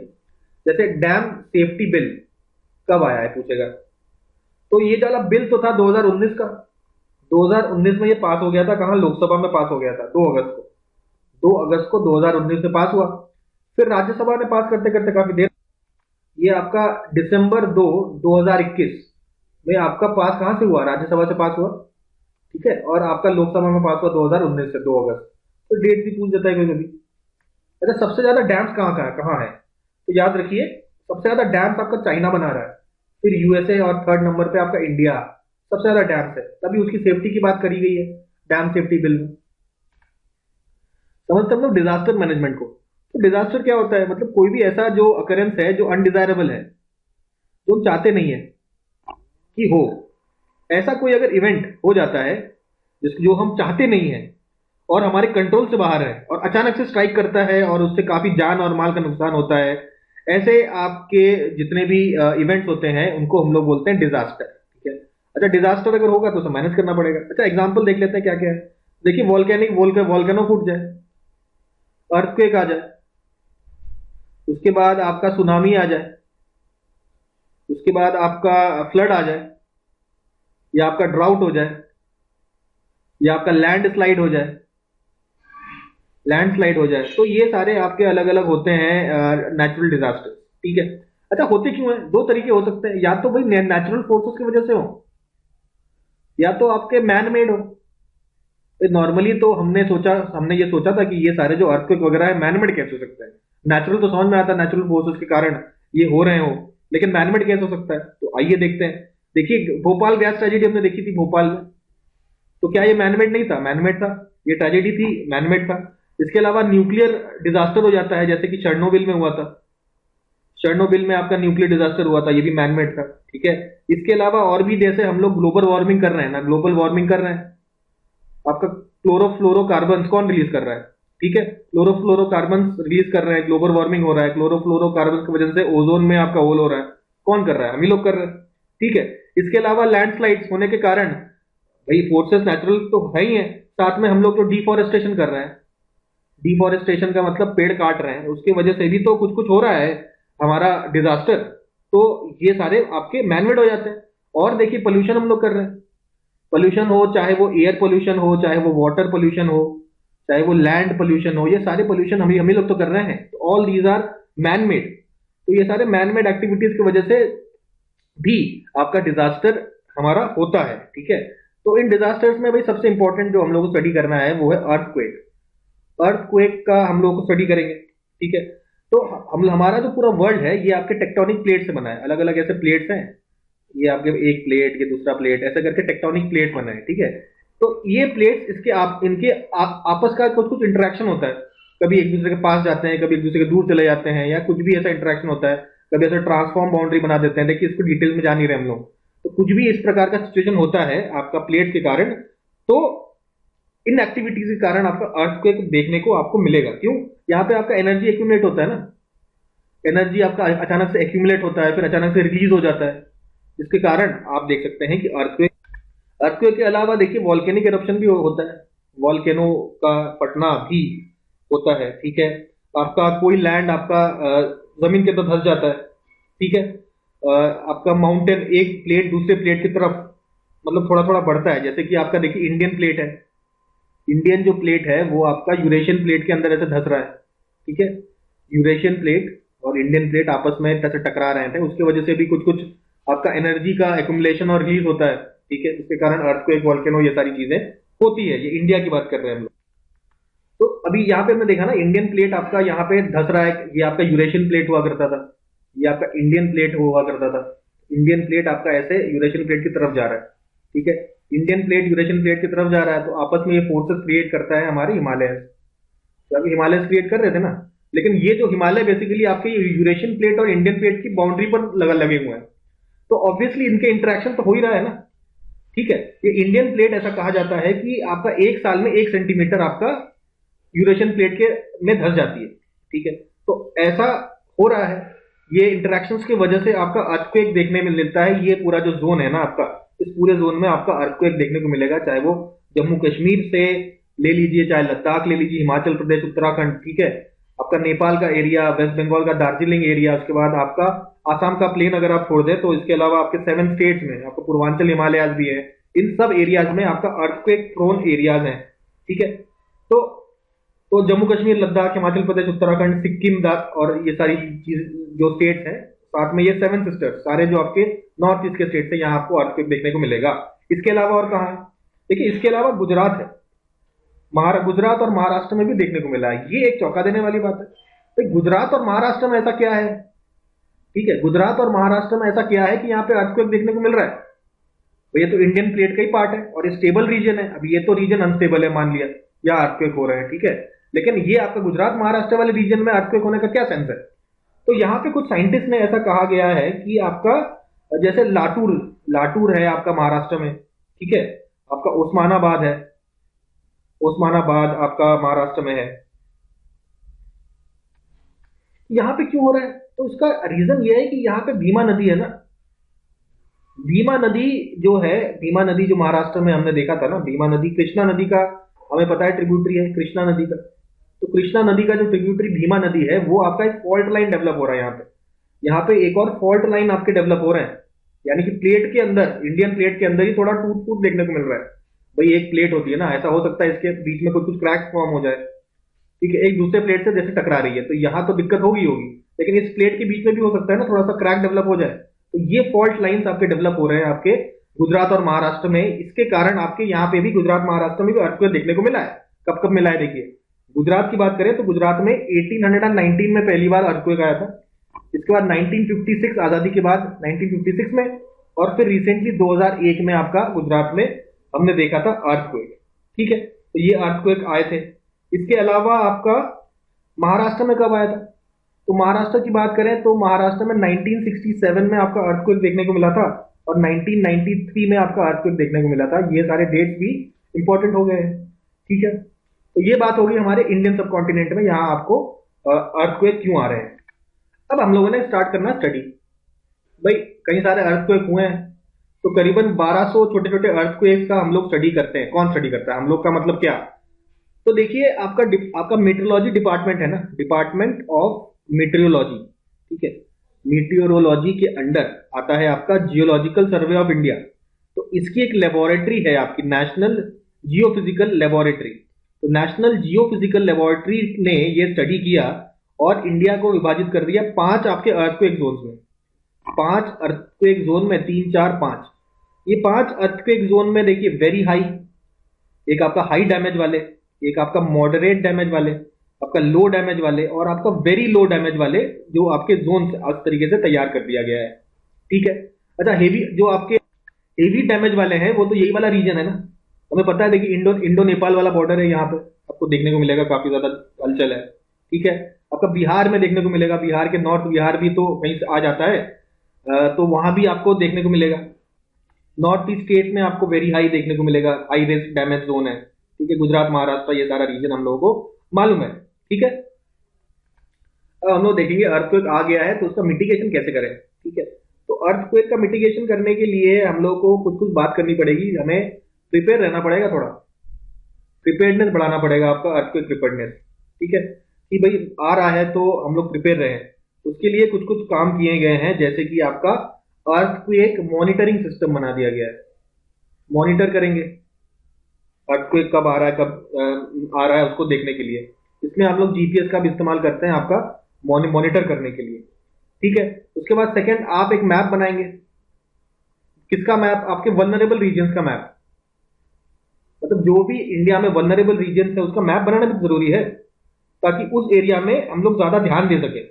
ठीक है, तो ये मैप बनाना जरूरी है। ठीक है, इसके अलावा आपके जो घर बन रहे हैं ना, हाउसेस, जो घर के जो डिजाइन है, कैसे, मतलब ये जो वल्नरेबल एरियाज में जो घर बना रहे हैं उनका डिजाइन ऐसा होना चाहिए कि अर्थक्वेक आए तो कोई दिक्कत ना हो, ठीक है। आपके अर्थक्वेक आए तो दिक्कत ना हो, आपकी जैसे हाई राइज बिल्डिंग होती है ना, तो हाई राइज बिल्डिंग वहां पे नहीं बनने चाहिए, ठीक है। और डिजाइन प्रॉपर होना चाहिए जो अर्थक्वेक से कोई फर्क ना पड़े। अच्छा, कोई बड़ी इंडस्ट्री ना लगा दीजिए अर्थक्वेक प्रोन एरियाज में, कोई बड़ी बड़ी इंडस्ट्री लगाने की जरूरत नहीं है। माइनिंग वाइनिंग वाला काम बिल्कुल ही बंद कर दो, ठीक है। कोई बड़े आपके अर्बन सेंटर्स आप नहीं बनाएंगे, जिससे काफी ज्यादा नुकसान हो सकता है देश का। तो ऐसे ये सारी चीजें हम लोग को ध्यान में रखनी पड़ेगी। अच्छा, ये मतलब कोई भी आपका बनाने के लिए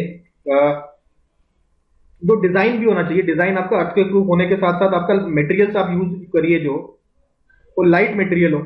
गलती से कभी मान लीजिए घर टूटता है तो ये नहीं होगा दब के लोग मर जाए, ठीक है ना। तो मटेरियल आपका लाइट वेट होना चाहिए, ठीक है।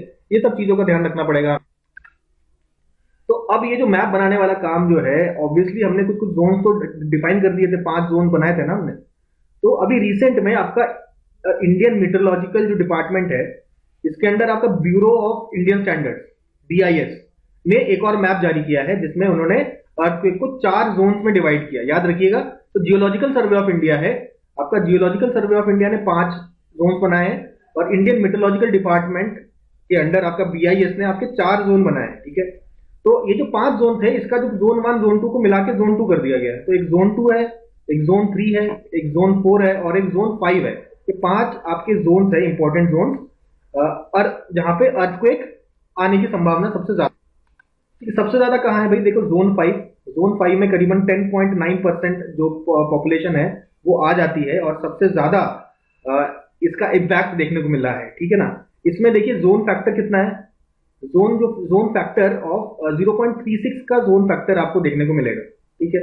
और वो सारा रीजन हमने यहाँ पे कवर करा, आपका कश्मीर का रीजन, हिमालय का रीजन, बिहार का रीजन, आपका दार्जिलिंग वाला रीजन, सिक्किम वाला रीजन, और नॉर्थ ईस्ट वाले जो रीजन है, साथ में आपके रन ऑफ कच्छ के साथ साथ अंडमान एंड निकोबार आइलैंड्स में भी आपका अर्थक्वेक के चांसेस ज्यादा है। ये सारे जो रीजन है वो आपके जोन 5 में पड़ते हैं। देखिए मैप में देख लेते हैं तो बिल्कुल क्लियर हो जाएगा। नॉर्थ ईस्ट आ गया यहाँ पे, देखिए अंडमान निकोबार में क्या जोन 5 है। जोन 5 का हमने क्या बताया था, आपका टोटल 10.9% पॉपुलेशन आपका जोन 5 के अंदर आता है, और इसका फैक्टर कितना है आपका, जोन फैक्टर होता है, ठीक है। वो जो कम होना चाहिए, ज्यादा होगा जोन फैक्टर तो ज्यादा दिक्कत है। तो इसका जोन फैक्टर है 0.36, ठीक है। ये सारा रीजन आप देख रहे हैं ना, यहाँ पे देखिए जम्मू कश्मीर का थोड़ा सा रीजन, थोड़ा आप यहाँ पे हिमाचल प्रदेश में देख रहे हैं, थोड़ा उत्तराखंड में देख रहे हैं, और ये देखिए यहाँ पे बिहार के, नॉर्थ बिहार में आपका देखिए सॉलिड आपका जोन 5 है, ठीक है। तो ये जोन 5 वाले रीजन है सबसे खतरनाक वाले, यहाँ पे बिल्कुल ध्यान रखना है। अच्छा, फिर जोन 4 की बात करते हैं हम लोग। जोन 4 भी कोई इतना अच्छा सिचुएशन नहीं है, उसका जोन फैक्टर कितना है, 0.24 का जोन फैक्टर होता है इसका, ठीक है। अरे जोन फैक्टर ज्यादा परेशान मत होइए, इसमें बस यही है कि कम कम होना चाहिए, जहां कम है वहां अर्थक्वेक कम आएगा, जहां ज्यादा है वहां अर्थक्वेक ज्यादा आएगा। परसेंटेज पॉपुलेशन की बात करें तो आपके जोन 4 में करीब 17.49% पॉपुलेशन देखने को मिलेगा। जोन 4 देख लीजिए कहाँ कहाँ है, ये देखिए जम्मू कश्मीर में जोन 5 भी है, जोन 4 भी है। हिमाचल प्रदेश में भी सेम चीज, उत्तराखंड भी जोन 4 जोन 5 बिल्कुल है, ठीक है।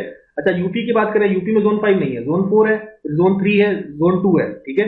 तो 3 जोन में आपका डिवाइडेड यूपी। अच्छा, फिर आपके बात करते हैं जोन 4 की बात कर रहे हैं ना, तो यूपी में है, फिर आपका बिहार में भी आपका जोन 4 है। बिहार में पूछा जाए तो जोन 5, जोन 4 और जोन 3 तीनों है। और यूपी में पूछा जाए तो क्या है, जोन 5 नहीं है, जोन 4 है, जोन 3 है, जोन 2 है। और बिहार में 5 है, 4 है, 3 है, ठीक है। आप देख पा रहे हैं ना यहाँ पे, ये सब पूछ सकता है कौन से स्टेट में कौन सा जोन लगता है। अच्छा, सिक्किम में कौन सा जोन लग रहा है, सिक्किम में ऑब्वियसली जोन 4 लग रहा है। ये मैं बता इसलिए रहा हूं क्योंकि ये पूछता है। नॉर्थ ईस्ट में अगर आपका कोई भी स्टेट पूछ दे तो आप कहिए ये जोन 5 आ रहा है, इसमें कोई सोचने वाली बात ही नहीं है, ठीक है। यूपी में 3, बिहार में 3। वेस्ट बंगाल की बात करें तो वेस्ट बंगाल में आपका कौन कौन से जोन लगते हैं। अच्छा, वेस्ट बंगाल में हमने बात कर रहे थे ना, वेस्ट बंगाल में मैक्सिमम पोर्शन जो है आपका देखिए जोन 3 लगता है, यहाँ पे आपका जोन 2 भी लगेगा, यहाँ देखिए जोन 4 लग रहा है, यहाँ ऊपर भी आपका जोन 4 लग रहा है, ठीक है। तो 3 जोन आपके वेस्ट बंगाल में भी है। अलग अलग स्टेट में देखिए अलग अलग है। राजस्थान की बात करें तो मेनली आपका जोन 2 ज्यादा लगता है। अच्छा, जोन 2 की बात कर लें, 2 और 3 की पहले हम लोग डिस्कशन खत्म कर लेते हैं, ठीक है। तो जोन 2 की बात करें तो उसका आपका जोन फैक्टर कितना है, 0.1। जोन 3 का अगर जोन फैक्टर की बात करें तो उसका 0.1 से 0.24 के बीच में होना चाहिए ना, कितना है 0.18 आपका जोन फैक्टर हो जाएगा। अच्छा, परसेंटेज पॉपुलेशन जोन 5 में 10.9, जोन 4 में 17.49। अच्छा, जोन 3 में आपका 30% देख रहे हैं आप, 30.79%। और सबसे ज्यादा आपका पॉपुलेशन रहती है सबसे ज्यादा परसेंटेज वाला जो एरिया कवर करता है वो है जोन 2, करीबन 40.93%, या आप कह सकते हैं 41% के आसपास का जो आपका रीजन है वो आपका जोन 2 में पड़ता है। देखिए सबसे ज्यादा जोन 2 ही है, बिल्कुल सेंटर वाले जो रीजन है ना वो सब जोन 2 है। ये राजस्थान वाला पूरा रीजन है आपका मोस्टली जोन 2 में पड़ता है। लेकिन इसमें आपका, अच्छा ये तो मिस हो गया, गुजरात में आपका जोन 5 पड़ता है, आपका जोन 4 भी पड़ेगा और जोन 3 भी पड़ेगा। ठीक है, ठीक है। जोन 3 देखिए यहाँ पे आपका जोन 4, जोन 3 और जोन 2, ये भी 3 जोन वाले पड़ता है आपका 2, 3, 4। यूपी भी आपका 2, 3, 4 पड़ेगा आपका। 5, 4, 3 ये आपका गुजरात है, 5, 4, 3 आपका बिहार भी है। ठीक है, 5, 4, 3 आपका बिहार भी है, 3 जोन पड़ते हैं। अच्छा, केरला और लक्षद्वीप में देखिए जोन 3 आराम से, कोई दिक्कत वाली बात नहीं है। तमिलनाडु में आपका जोन 2, 3 है, 2 और 3 तमिलनाडु सेफ है थोड़ा। और ये आपका आपका कर्नाटक हो गया, कर्नाटक में क्या है जोन 3 और जोन 2। ऐसे थोड़ा माइंड में रखिएगा, पूछ लेता है कौन से स्टेट में कौन कौन से जोन लगते हैं। ठीक है, ध्यान रखिएगा, जोन 5 खासकर ध्यान रखिएगा। अब जल्दी जल्दी खत्म करते हैं आगे की चीजें। देखिए सुनामी, सुनामी क्या होता है? सुनामी क्या है, आपके जो भी आपका ओशन है उसके अंदर ऐसे अर्थक्वेक आ गया, तो अर्थक्वेक की वजह से क्या हो गया, आपके वेव्स बनने लग जाएंगे। ठीक है, अब ये वेव्स जैसे कोस्ट के पास आते हैं तो देखिए वॉल्यूम ऑफ वाटर कम होता है, सेंटर ऑफ द ओशन में वॉल्यूम ऑफ वाटर ज्यादा होगा। तो जहां वॉल्यूम ऑफ वाटर ज्यादा होता है वो देखिए वेवलेंथ उसकी बड़ी होती है, हाइट आपकी कम होती है। ठीक है, लेकिन जब हम कोस्ट के पास आते हैं देखिए वॉल्यूम ऑफ वाटर कम हो जाएगा, तो वॉल्यूम ऑफ वाटर कम होने के कारण आपका हाइट ज्यादा बढ़ जाएगा, और देखिए हाइट आपका इंक्रीज कर गया। ठीक है, यानी कि डेप्थ कह सकते हैं। और वेवलेंथ जो है वो आपका कम हो गया, तो वेवलेंथ आपका जो है वो आपका डिक्रीज कर गया, तो लैम्डा डिक्रीजेस और ये आपका इंक्रीज कर जाएगा, आपका एम्पलीट्यूड, एम्पलीट्यूड आपका इंक्रीज कर जाएगा। फ्रीक्वेंसी आपकी सेम रहेगी, फ्रीक्वेंसी या टाइम पीरियड आपका सेम रहेगा, टाइम पीरियड आपका सेम रहेगा, लेकिन ये इंक्रीज हो जाएगा। तो कोस्ट के पास जब ऐसे लंबे लंबे लहरें आने लगती है तो काफी दिक्कत की बात। तो अगर डीप सी है वहां से 1 से 2 मीटर तक का आपका हाइट यानी कि डेप्थ मिलता है, लेकिन कोस्ट की बात करें तो ये आपका काफी ज्यादा इंक्रीज कर जाता है, करीबन 15 मीटर हाइट की आपके वेव देखने को मिल जाएगा। तो ऐसे खतरनाक वेव जब कोस्ट को हिट करते हैं तो काफी ज्यादा डेवास्टेशन देखने को मिलता है। तो इसीलिए सुनामी को हम लोग बोलते हैं shallow water waves, shallow water waves भी बोलते हैं हम लोग सुनामी को। ठीक है, याद रखिए, क्योंकि शैलो वाटर में ही भयंकर प्रॉब्लम क्रिएट करता है। आप एकदम सी के अंदर आप शिप लेकर क्रॉस करिए, कोई आपको दिक्कत नहीं है, क्योंकि 1 मीटर 2 मीटर तो ऐसे ऊपर झेल सकते हैं ना आप लोग, लेकिन 10-15 मीटर अगर ऊपर चला जाए वेव तब जाके दिक्कत है। और मतलब डेप्थ, जब आपका आप डेप्थ ऑफ द ओशन में जाते हैं तो कोई ऐसा खास फर्क पड़ता नहीं है हम लोग। तो ये सुनामी कहाँ देखने को ज्यादा मिलता है? देखिए Pacific ring of fire, Pacific ring of fire होता है आपका, मतलब पूरा जो सरकम पैसिफिक वाला जो रीजन है ना वो है पैसिफिक रिंग ऑफ फायर। तो इस मैप में बता देते हैं हम लोगों को, ये एल नीनो वाले मैप में, ये देखिए ये पैसिफिक रिंग ऑफ फायर है, ये सारा रीजन जो है, और ये पूरा अटलांटिक ओशन वाला जो आपका, सॉरी अटलांटिक ओशन कह रहा, पैसिफिक ओशन के किनारे वाले जो आइलैंड कंट्रीज है ना वो सब आपके पैसिफिक रिंग ऑफ फायर में पड़ता है। जैसे कि countries of south east Asia, south east Asia के आपके कंट्रीज हो गए, आपका फिलीपींस हो गया, ठीक है, आपका जापान हो गया, जापान भी आपका पैसिफिक रिंग ऑफ फायर में पड़ेगा, आपका अलास्का हो गया, ये सारे जो आपके आइलैंड कंट्रीज हैं और जो पैसिफिक के जो रिम में आपके सिचुएटेड कंट्रीज हैं, रिम का मतलब पैसिफिक के किनारे, ठीक है, वहां पे जो कंट्रीज बसे हुए हैं वहां पे हम लोगों को ऐसा सुनामी देखने को रेगुलरली बेसिस पे मिलता रहता है। ठीक है, मलेशिया हो गया, इंडोनेशिया हो गया, इन सब रीजन में मिलेगा। श्रीलंका इंडिया को भी इंपैक्ट करता है। नेक्स्ट बात करेंगे लोग साइक्लोन की, ट्रॉपिकल साइक्लोन। इंडिया के पॉइंट ऑफ व्यू से भाई ट्रॉपिकल साइक्लोन इंडिया में आता है, टेम्परेट साइक्लोन की बात हम लोग अभी नहीं कर रहे हैं। तो ट्रॉपिकल साइक्लोन बेसिकली क्या होता है कि आपके लो प्रेशर एरियाज जो होते हैं, ठीक है, लो प्रेशर एरियाज और इनका लैटिट्यूडनल जो आपका एक्सटेंट होता है वो 30 डिग्री नॉर्थ से लेकर 30 डिग्री साउथ लैटिट्यूड के बीच में आपका लो इंटेंसिटी प्रेशर वाला रीजन होता है। ठीक है, अच्छा, इसके इन लो प्रेशर रीजन के ऊपर जो है आपके जो आपका विंड है वो तेजी से ऐसे स्पाइरल मूव करने लगता है। ठीक है, और ये फॉर्म करने में एक इंपॉर्टेंट फोर्स होता है जिसको हम लोग बोलते हैं कोरियोलिस फोर्स। तो जो आपका कोरियोलिस फोर्स है तो ये भी एक इंपॉर्टेंट पार्ट प्ले करता है। तो कोरियोलिस फोर्स ज्यादा होगा तो ट्रॉपिकल साइक्लोन देखने को मिलेगा।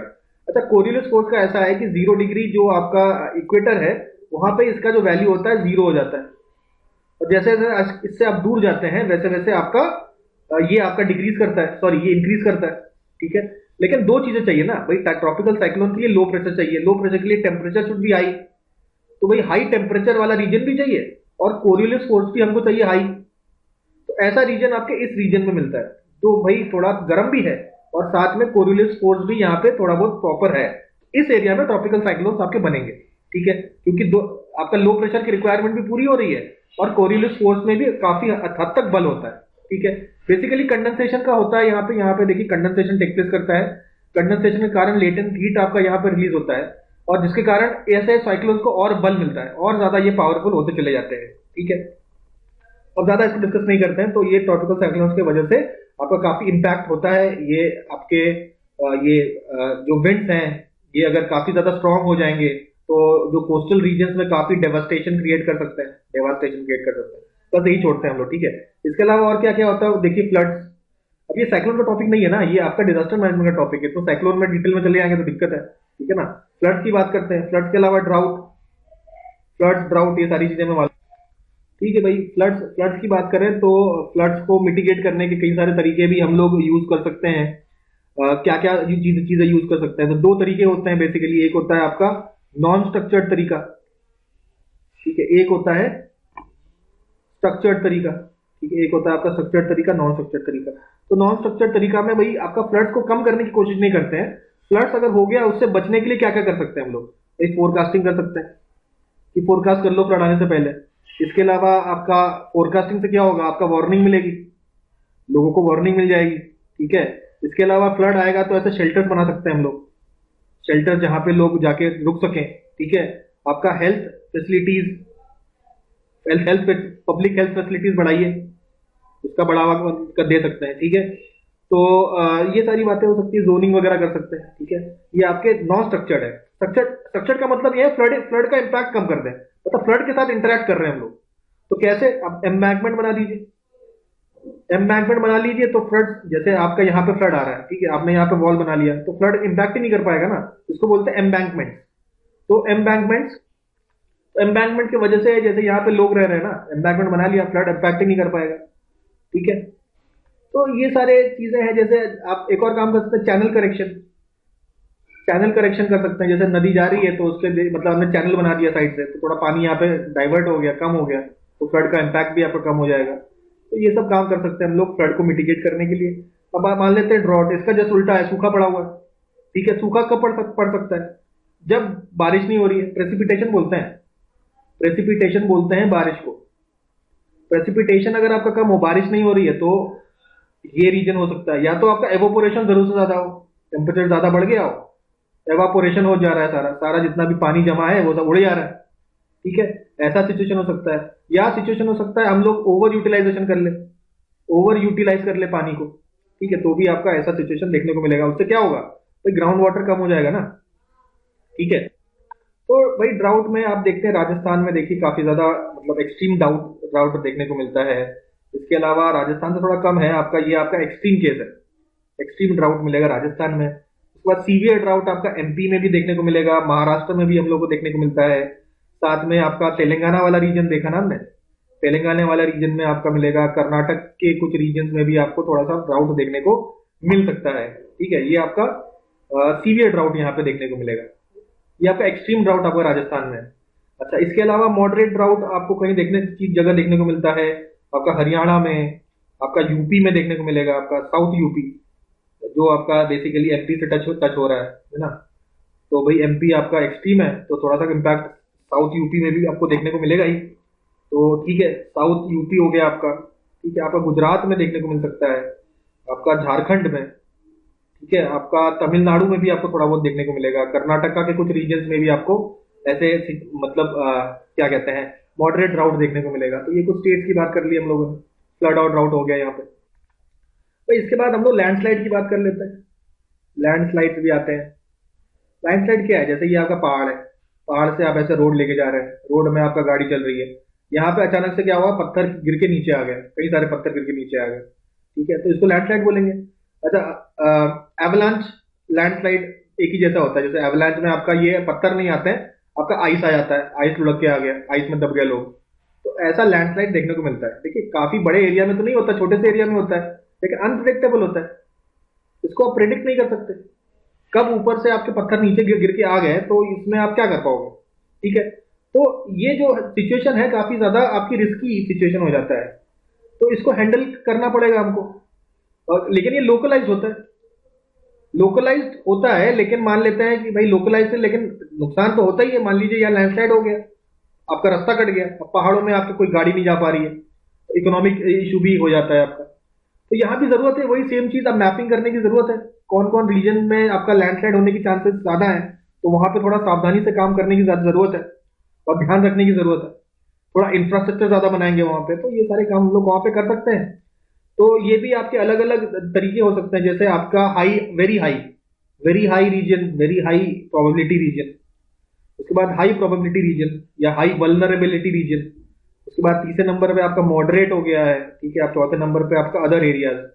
ठीक है, तो वेरी हाई में अगर बात करें तो कौन कौन सा हो जाएगा, ऑब्वियसली आपने गेस किया हिमालयाज, अंडमान एंड निकोबार होगा, हिमालयाज हो गया, अंडमान निकोबार हो गया। उसके बाद वेस्टर्न घाट्स, वेस्टर्न घाट में भी ऐसा सीन देखने को हमें मिल सकता है, नीलगिरीज, तो ये सब रीजन है। ठीक है, हाई में भी आपके हिमालयन रीजन ही है, मतलब हिमालयन रीजन में हाई भी आपका हिमालयन रीजन में भी है, लेकिन दोनों में अंतर ये होता है कि इनकी में जो फ्रीक्वेंसी है कम होती है, आपकी जो frequency of occurrence is less.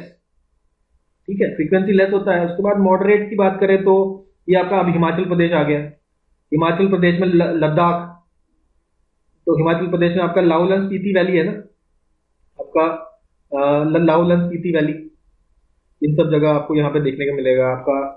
और अदर्स रीजन्स में भी आपके यूपी के, बिहार के, वेस्ट बंगाल के, ये सब चीजें हैं। ठीक है, यहाँ पे आपको देखने को मिलेगा। अच्छा, असम में आपका कार्बी आंगलोंग रीजन है, ये सब चीजों में, इन सब जगह आपको देखने को मिलेगा अदर रीजन। ठीक है, ये थोड़ा शॉर्ट में हमने डिस्कस कर लिया है अबाउट लैंडस्लाइड। अब कुछ कुछ फैक्टर्स हम लोग बात करेंगे, इंपॉर्टेंट फैक्टर्स। अब यहाँ से बिल्कुल अपना कान खड़े कर लीजिए, क्योंकि यहाँ पे इंपॉर्टेंट पॉइंट स्टार्ट हो रहे हैं। देखिए, हमारी कहानी चालू होती है डिजास्टर मैनेजमेंट की कब, 26 दिसंबर 2004 को। क्या होता है उस दिन, तो 26 दिसंबर 2004 को सुनामी आती है। कहाँ हिट करती है, कोरोमंडल कोस्ट में आपका हिट करती है, सी फॉर कोरोमंडल। ठीक है, तो इसके बाद सरकार जग जाती है, कहती है कि ये तो बहुत सीरियस इशू हो गया है। ठीक है, तो कुछ स्टेप्स लेती है सरकार। कौन कौन से स्टेप्स लेती है वो देखेंगे हम लोग। देखिए, सबसे पहले इन्होंने कहा है डिजास्टर मैनेजमेंट एक्ट 2005 वो लाते हैं, इससे बनता है नेशनल डिजास्टर मैनेजमेंट अथॉरिटी। कब बनता है, आपका 26 सितंबर 2006। ठीक है, 26 दिसंबर 2004 को आती है सुनामी, और 26 सितंबर 2006 आपका बन जाता है एनडीए में। ठीक है, नेशनल डिजास्टर मैनेजमेंट अथॉरिटी बनती है, इट इज स्टैट्यूटरी बॉडी है ना, क्योंकि डिजास्टर मैनेजमेंट एक्ट के थ्रू बना है। जैसे चेयरमैन कौन होंगे, प्राइम मिनिस्टर होंगे, और 9 और मेंबर्स होंगे। इन 9 मेंबर्स में से ही एक मेंबर को वाइस प्रेसिडेंट चूज कर दिया जाएगा, भाई प्राइम मिनिस्टर ओनली। ठीक है, ये तो हो गया। इसके अलावा भाई नेशनल डिजास्टर मैनेजमेंट इंस्टीट्यूट बनाया कि लोगों को सिखाना तो पड़ेगा, क्या आपको एक्शंस लेने पड़ेंगे इफ डिजास्टर हिट्स। 2008 में हमने बना दिया नेशनल डिजास्टर मैनेजमेंट इंस्टीट्यूट, आई4 इंस्टीट्यूट। ठीक है, कहाँ बनाया, लातूर में। और ये कौन ऑपरेट करेगा, CRPF, central reserve police force आपका ऑपरेट करेगी, एनडीएमआई सिखाएगी लोगों को कि भाई कैसे डिजास्टर मैनेजमेंट हम लोग करते हैं। ठीक है, अच्छा, अब कुछ और ऑर्गेनाइजेशंस की बात करें, ये तो मेन इंपॉर्टेंट ऑर्गेनाइजेशंस हम लोगों ने देखे। अच्छा, फिर देखिए आपका, देखिए मिनिस्ट्री ऑफ अर्थ साइंसेस के अंडर आपके 2 डिपार्टमेंट की बात करेंगे। सबसे पहले देखिए आईएमडी, इंडियन मीटरोलॉजिकल डिपार्टमेंट, जो 1875 में बनता है, जिसका हेडक्वार्टर्स नई दिल्ली में है। ठीक है, तो इस आईएमडी के अंदर आपका आईआईटीएम पुणे भी है। आईआईटीएम का फुल फॉर्म क्या है, it is Indian institute of tropical metrology. ठीक है, पुणे में बनता है अंडर आईएमडी। आईएमडी का हेडक्वार्टर कहां पे, न्यू दिल्ली में, हमने देख लिया। आईएमडी लोकेटेड कहां पे, सॉरी आपका न्यू दिल्ली में, सॉरी आईएमडी नहीं, आपका ये एनडीएलएस आपका ये है, मिनिस्ट्री ऑफ अर्थ साइंसेस आपका न्यू दिल्ली में लोकेटेड है। ठीक है, ऑब्वियसली। और आईएमडी का जो आपका हेडक्वार्टर है अलग अलग टाइम पे बदलता रहा है। सबसे पहले देखिए 1875 में जब बना था तो कोलकाता में था, फिर 1905 में शिमला शिफ्ट कर दिया गया, 1928 में पुणे शिफ्ट कर दिया गया। ठीक है, जहां पे आपका आईआईटीएम पुणे भी है। ठीक है, इसके बाद आपका न्यू दिल्ली में 1944 में शिफ्ट कर दिया गया। ठीक है, तो अभी करेंटली कहां पर है, न्यू दिल्ली में आपका मिनिस्ट्री ऑफ अर्थ साइंसेस भी है, और आपका आईएमडी भी आपका न्यू दिल्ली है। ठीक है, अच्छा अच्छा, मिनिस्ट्री ऑफ अर्थ साइंसेज के अंडर एक और आपका इंस्टीट्यूट आता है जिसका नाम है INCOIS हैदराबाद। ठीक है, INCOIS का फुल फॉर्म क्या है? Indian national centre for ocean information services, Hyderabad में है। इसके अंडर खोला गया है ITEWC 2007 में। ये क्या है ITEWC? Indian tsunami early warning centre. Indian tsunami early warning centre बनता है 2007 में। तो सुनामी के साथ ये सारे जो लेटेस्ट चेंजेस हुए हैं ये हम लोगों ने यहाँ पे देख लिए।